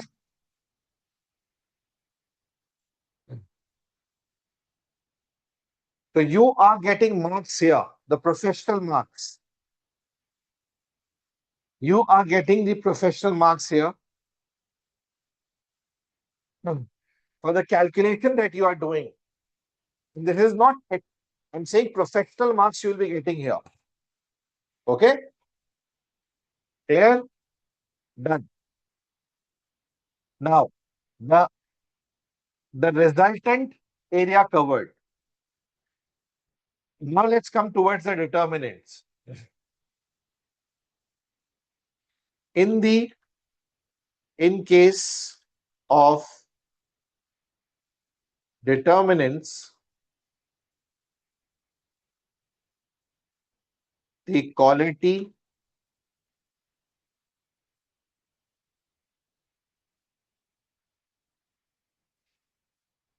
of service. Now, quality of service can be measured through what? Come on, guys, tell me. Customer satisfaction score will be a useful one? Yes or no? Yes. Yes. So, quality of service can be measured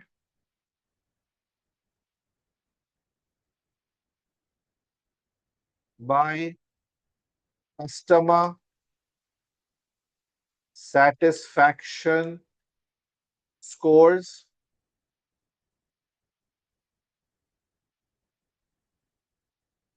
However, further breakup of the score or the way into separate areas will be useful. To understand the precise thing that people like or didn't like. Okay. In the area of protection, the satisfaction score is 3.9.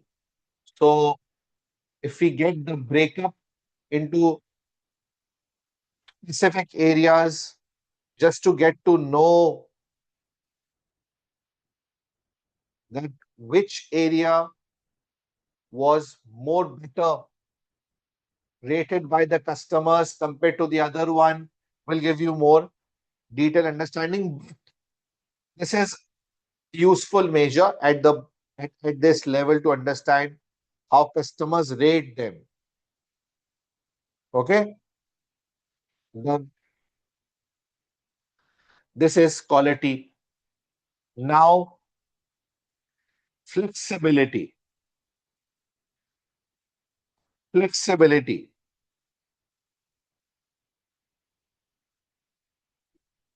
Please tell me anything we have here on offer to for flexibility.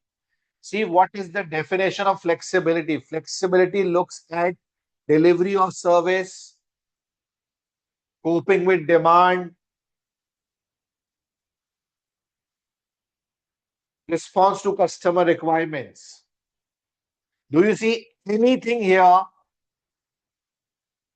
Do you think anything here that is somehow helping you to measure these things?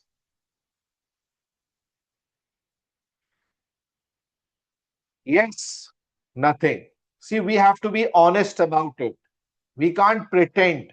Skepticism marks you get when you mention that this is the missing information.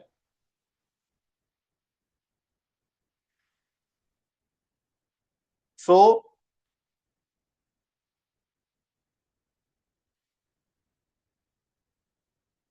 flexibility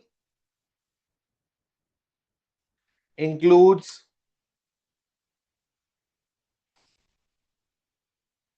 delivery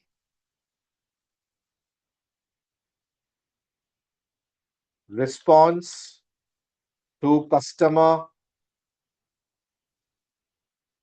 specifications, coping with demand,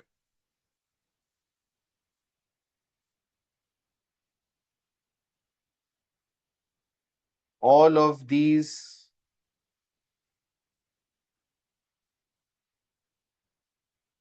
demand. So here, all of these seems missing as no measure is given for this purpose. Okay. We can definitely give recommendations if we have in relation to the business. Now,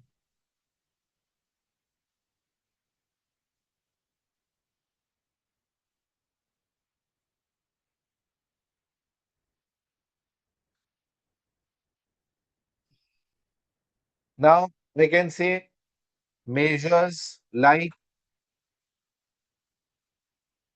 measure like number of overtime hours spent to complete client deadline may be useful to indicate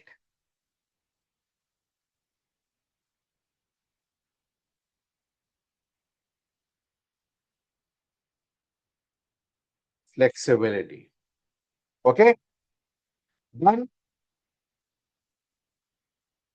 Right?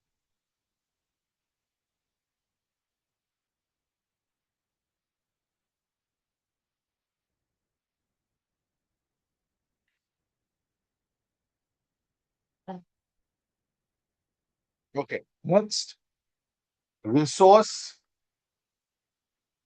utilization. Guys, do we have anything about resource utilization here?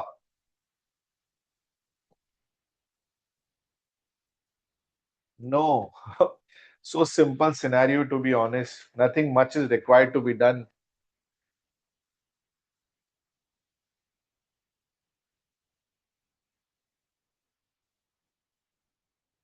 because nothing is given in relation to that as well. Resource utilization again means what? Optimization of the resources. It's a staff oriented business. So we have to make sure that we are using our staff to the best possible use, right? So nothing as such is given for utilization as well. Okay? Is not being measured by the report as utilization of resources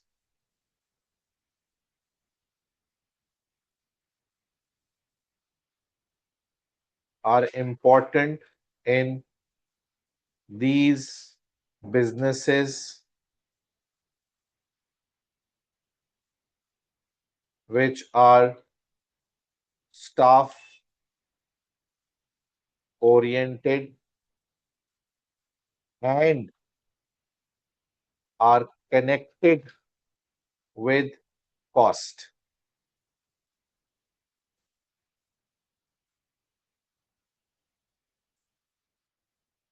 Okay? Connected with cost.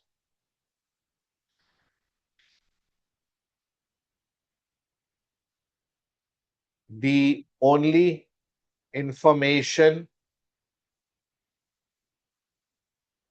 just a minute, please. Azan.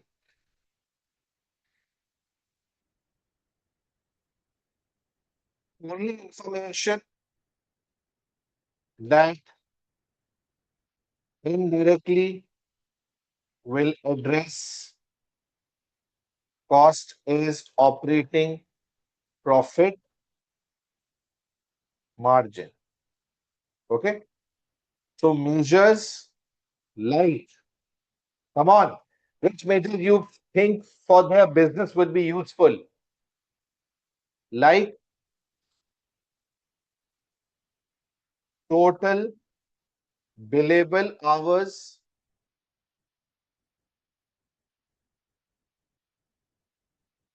in relation to total hours available and percentage staff utilization will be useful measures for this determinant. Yeah, it is related to the business because staff time is crucial here. You know, in a service business, staff is a key resource. Okay.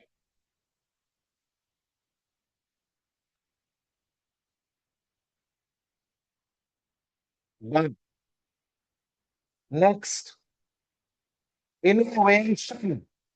Anything for innovation? Nothing.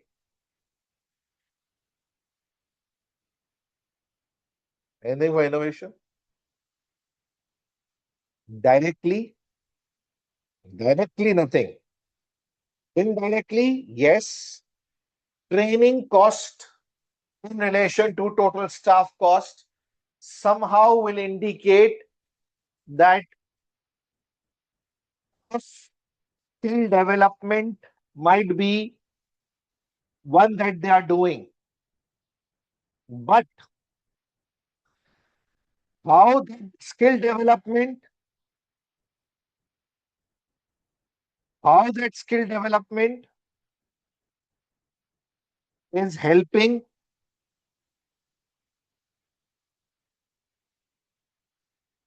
to result in innovation is something you cannot track here.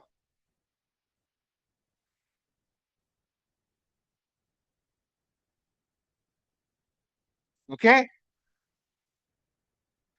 And again, if you look at the nature of the business, please try to understand for a business like this where they deal with registration, trading, and protection, new services launched or new products would not be a very useful indicator. What do you think? Rather, here innovation would be better explained by what? Process innovation. So the work they do, the more automated work they can do, the more use of automation in the registration process they can use is the innovation side. Are you with me?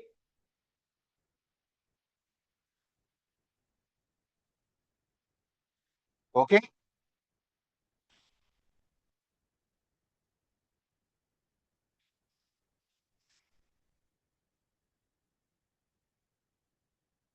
Now, maybe they can have a trading platform where they can sell and buy these intellectual property rights. Maybe. So it's the way they can improve their work, the way they can make their internal processes more efficient would be part of innovation here. Like we all know, in airline industry, the e-ticketing system helped to improve the business overall. Yes.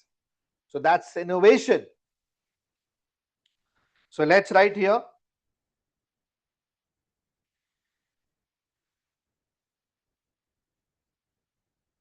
Innovation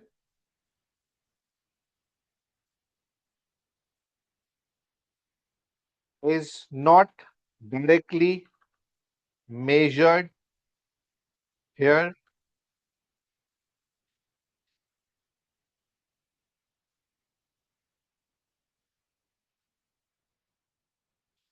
not directly measured here as the only indirect measure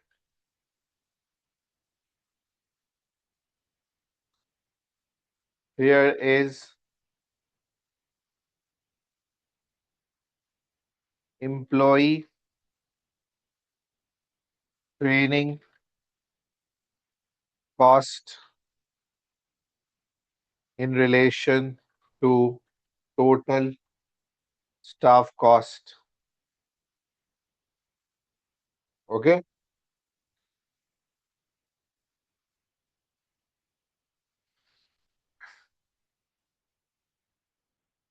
right?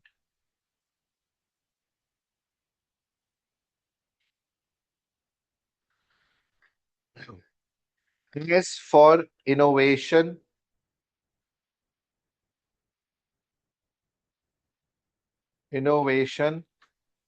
considering the company, the process improvement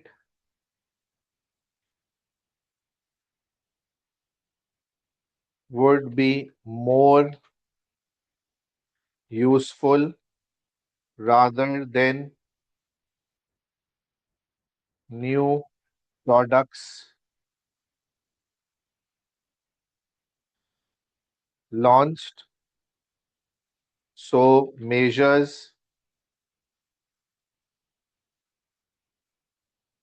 focusing on process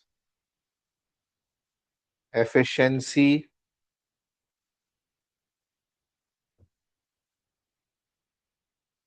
needs to be used. For example, a platform,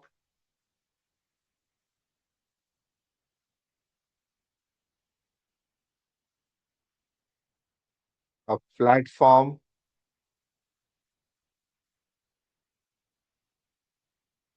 that will speed up the registration and trading activities. Okay, done. So I hope this is clear to all of you. One by one, using separate paragraphs, a evaluated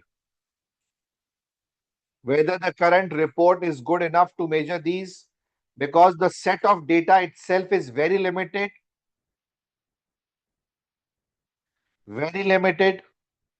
available.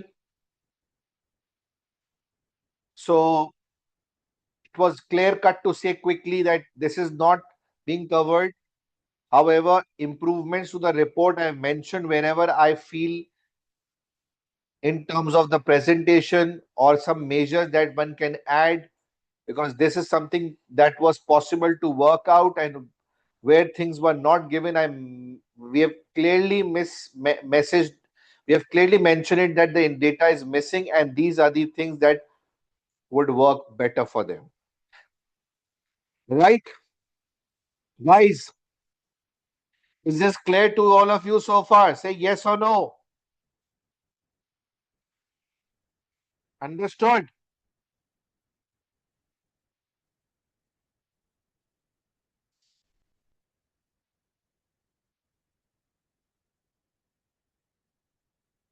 Right. Now, the next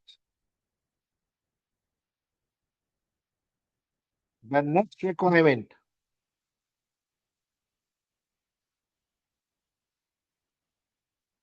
cloud computing. So, brief explanation first of all, what is cloud computing? Okay. And second,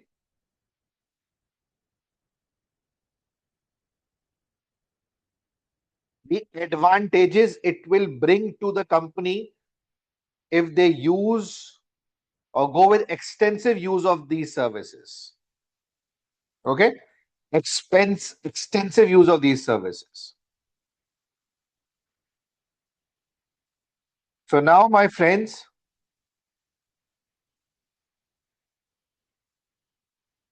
if I say, if we start with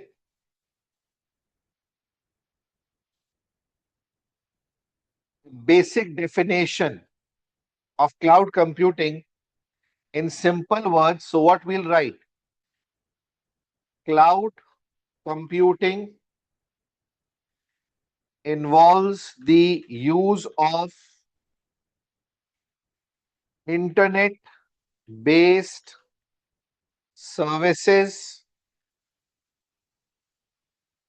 to, you can use this to store the data, run a software, run a software, okay, and use com- computing services, computing resources like virtual computers, virtual database storage, okay, servers on remote servers instead of local computers or office servers. Currently, what is happening? Currently, currently, B company, if you see what they are doing right now, my friends, currently, B company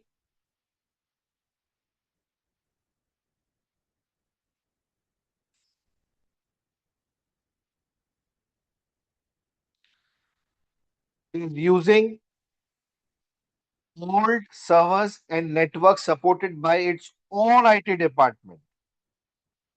Okay.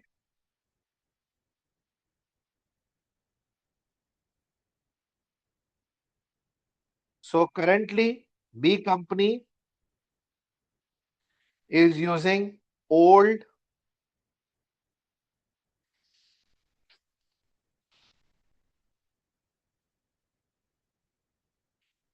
servers, okay,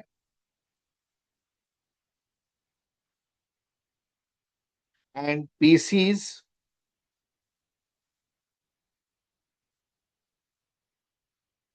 with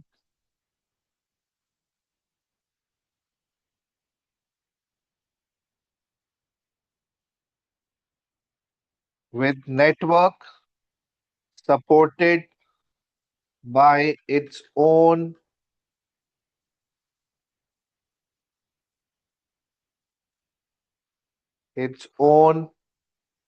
IT department.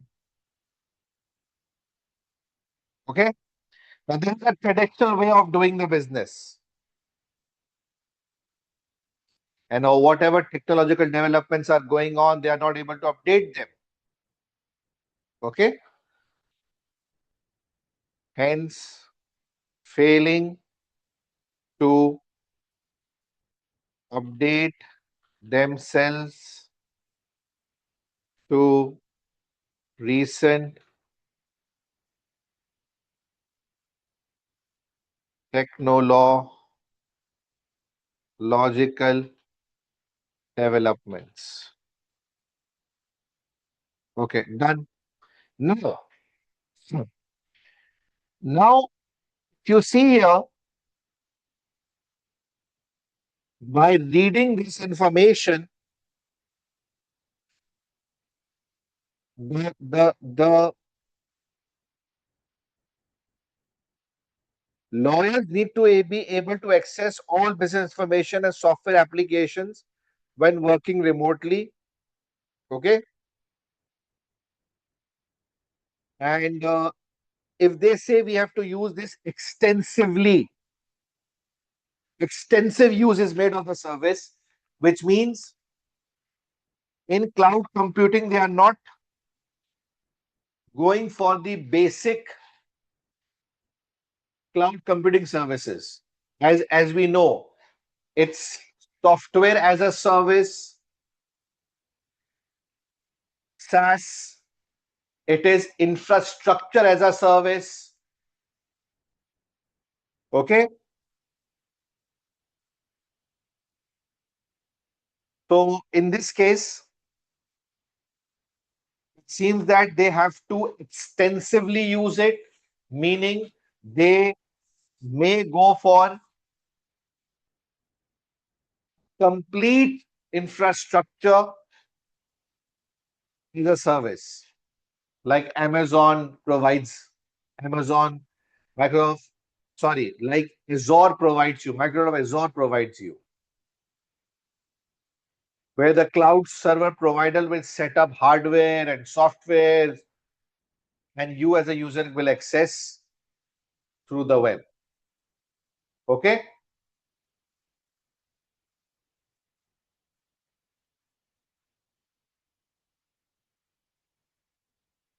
So now, considering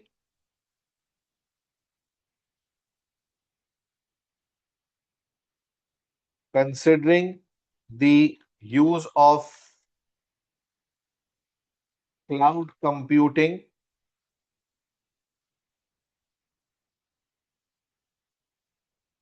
ranging from basic service like storage as a service to infrastructure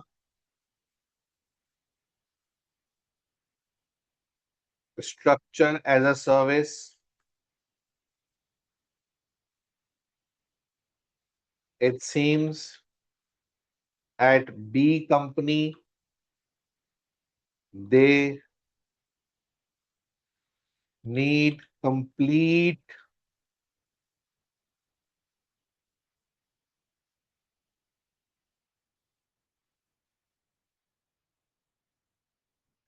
infrastructure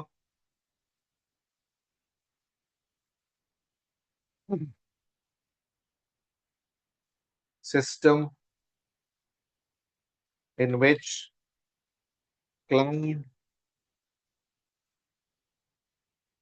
service provider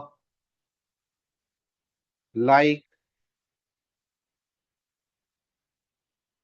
just to add some spice into it, okay? Microsoft Azure will set up hardware and software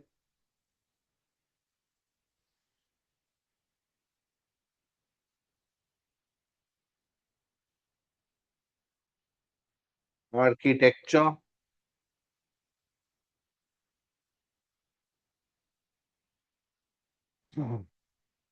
which then B company will use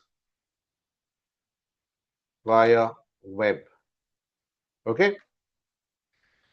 So going with this extensive use of cloud computing services, what financial benefits they will get?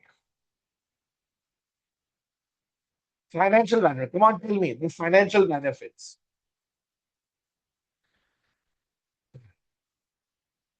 The fixed cost of maintaining these hardwares, the maintenance, all now will not be incurred. Okay. Plus, the cost of replacements that we need to incur again and again to ensure everything is working fine. And the IT department cost all will not be required anymore. This is the financial benefit, right? So I'll say here the financial benefit clearly will be in terms of saving in fixed cost required for regular maintenance of regular maintenance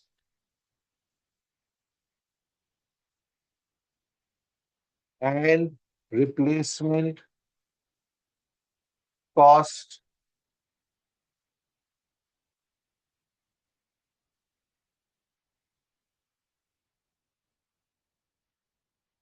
of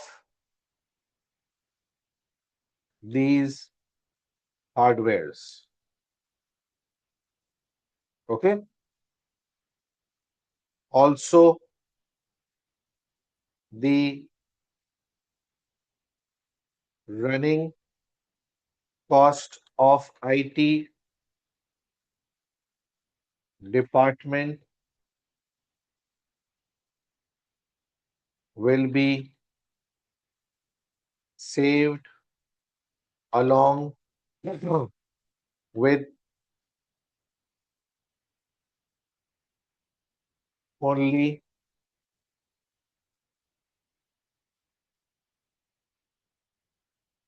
and the number of staff would reduce except for the basic minimum staff members required required for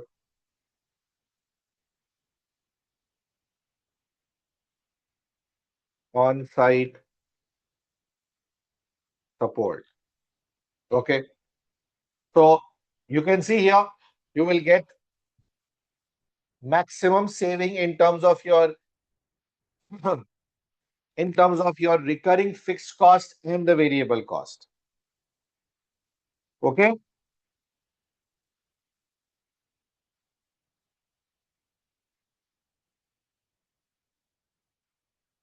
also the capex will not be required anymore to build such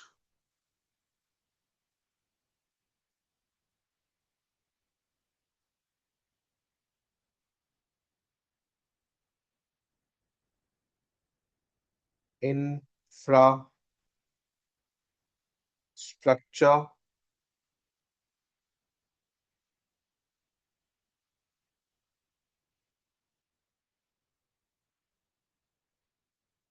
to upgrade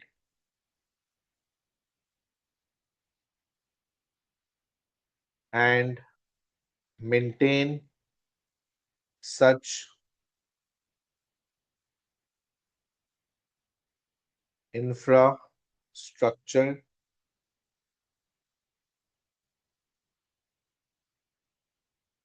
Okay,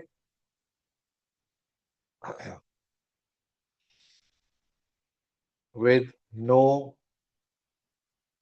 concern of cost to ensure regular technology updates. Okay, in order in order to avoid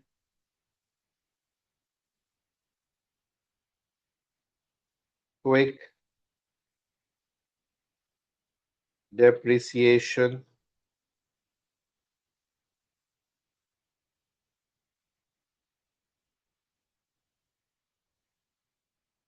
due to tech changes. Okay, guys. So to keep your system on a regular basis, because otherwise it will be totally obsolete, out of date. Okay. Then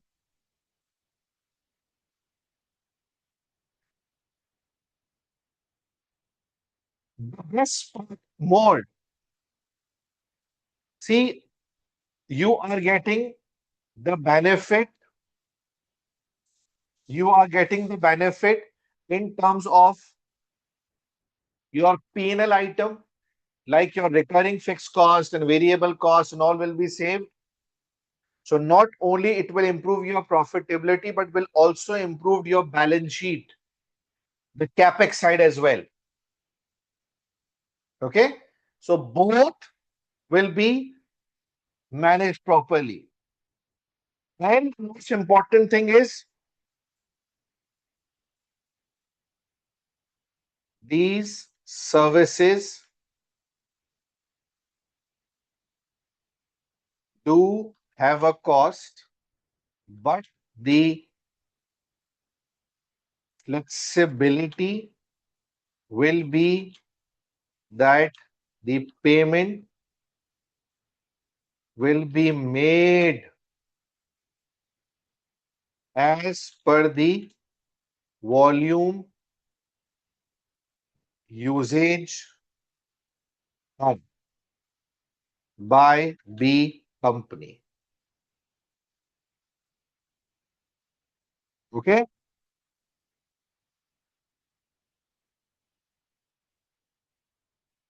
So this is a flexibility.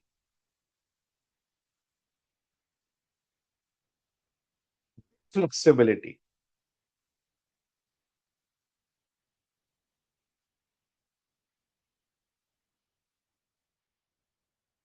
Right?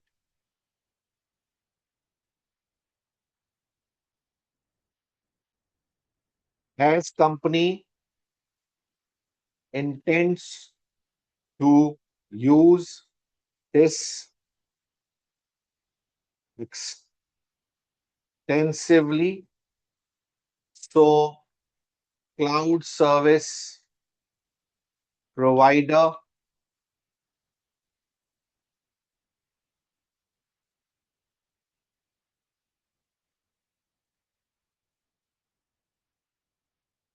can offer services at better rates to ensure costs, better rates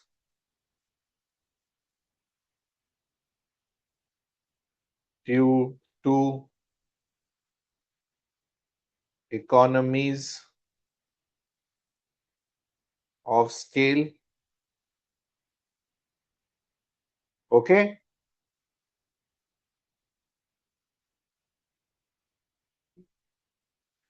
As this will provide cost saving for the home. Good. The entire focus had to be on what?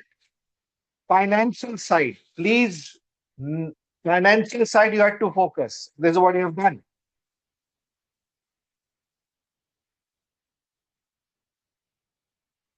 Fine? Clear?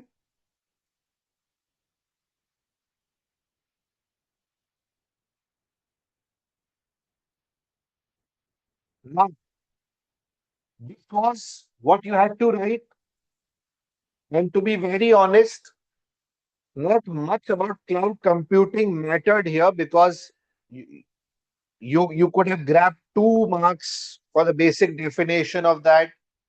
The rest was to focus on the financial numbers, the profit betterment, the cost side reduction, the capex going down.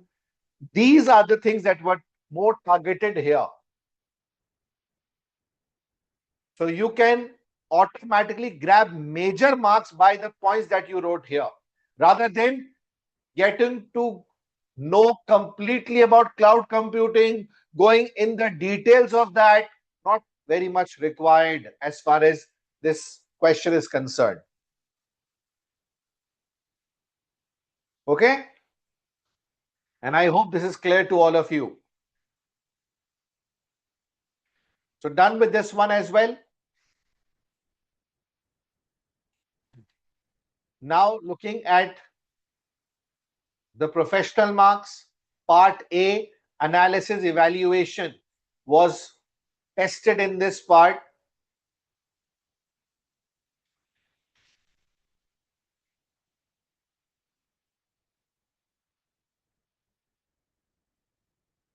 You were required to assess a balanced assessment to be done for all the areas, including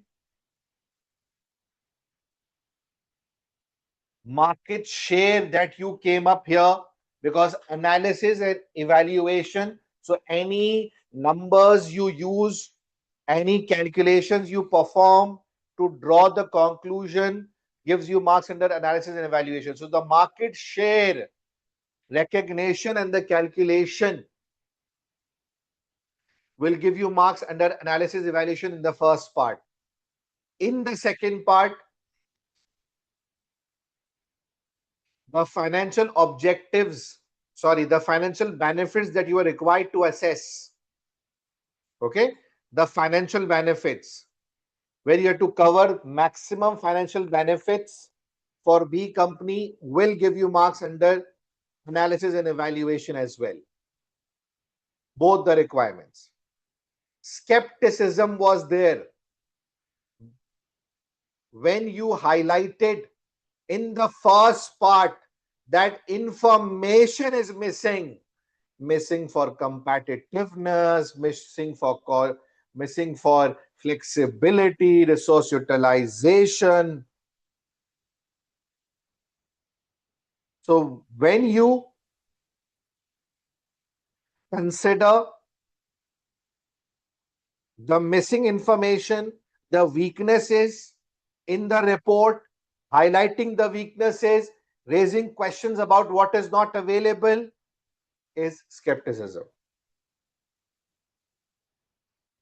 And in the last, commercial acumen.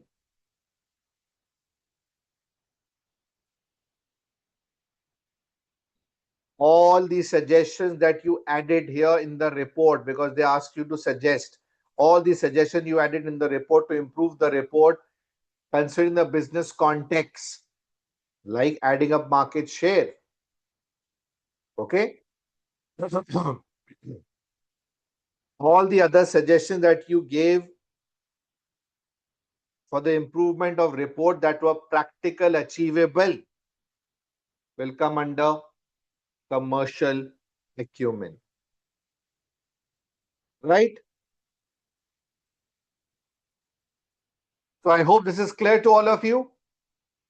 Everyone? Yes? Done? Dusted? Clear? And this question was a one where things were easily available, in the sense that nothing much complicated was in part A, where you simply had to assess it properly. So I hope no problems as far as this is concerned as well.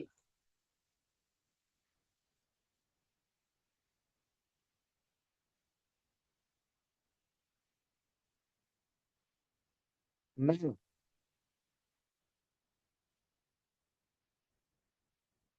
That's it. The end of the 2 days of webinar. I hope these 2 days were useful in terms of giving you the clarity, especially how to draft the answers.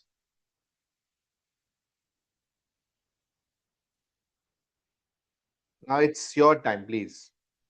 Your feedbacks. Delight, satisfaction, or nothing at all?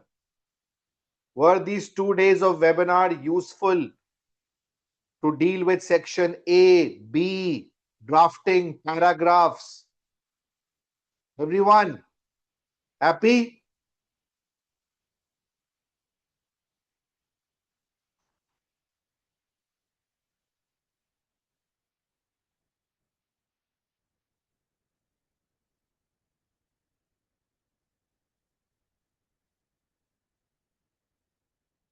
Those students who didn't manage to pass the recent attempts and these questions they face in the paper, they will get a very good feedback that what now better they could do, they will do, and what were the issues.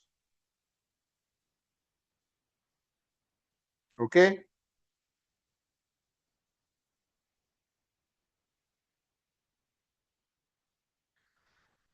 All right. The self-study students, now the plan of action for you if you're not enrolling in the revision batch is to watch my December webinar and September 25 webinars.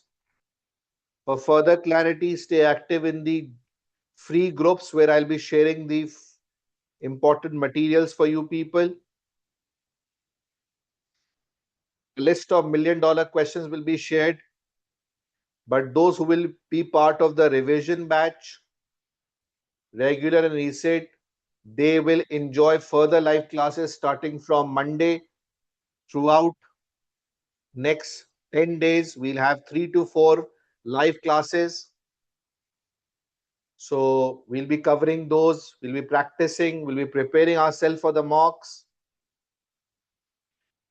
And $1,000,000 top 25 to 30 question solutions, video solutions will be given to those students who will be part of revision batch, regular or reset, that they should do in the end days, that will help to cover a lot of important areas. Okay. So I hope this is clear. No specific topics I want you to focus. I want you to focus on the completion of the syllabus. If you are a regular student, then complete it, reset, complete it. If a revision student, start focusing on weaker areas. That's it. All right then. Thank you very much, guys. Do recommend your friends to watch these webinars so that they also get clarity in terms of dealing with APM questions. I feel to pass APM, your drafting skills should be very good, and those will matter the most. Okay. So I hope it is all good, clear. Thank you very much. See you then in the live classes starting from Monday. The reset, regular, and revision students, self-study students, give your best. I hope you all also will make it. Do share your feedback in the comment section. Be active in the groups. Take care. Bye.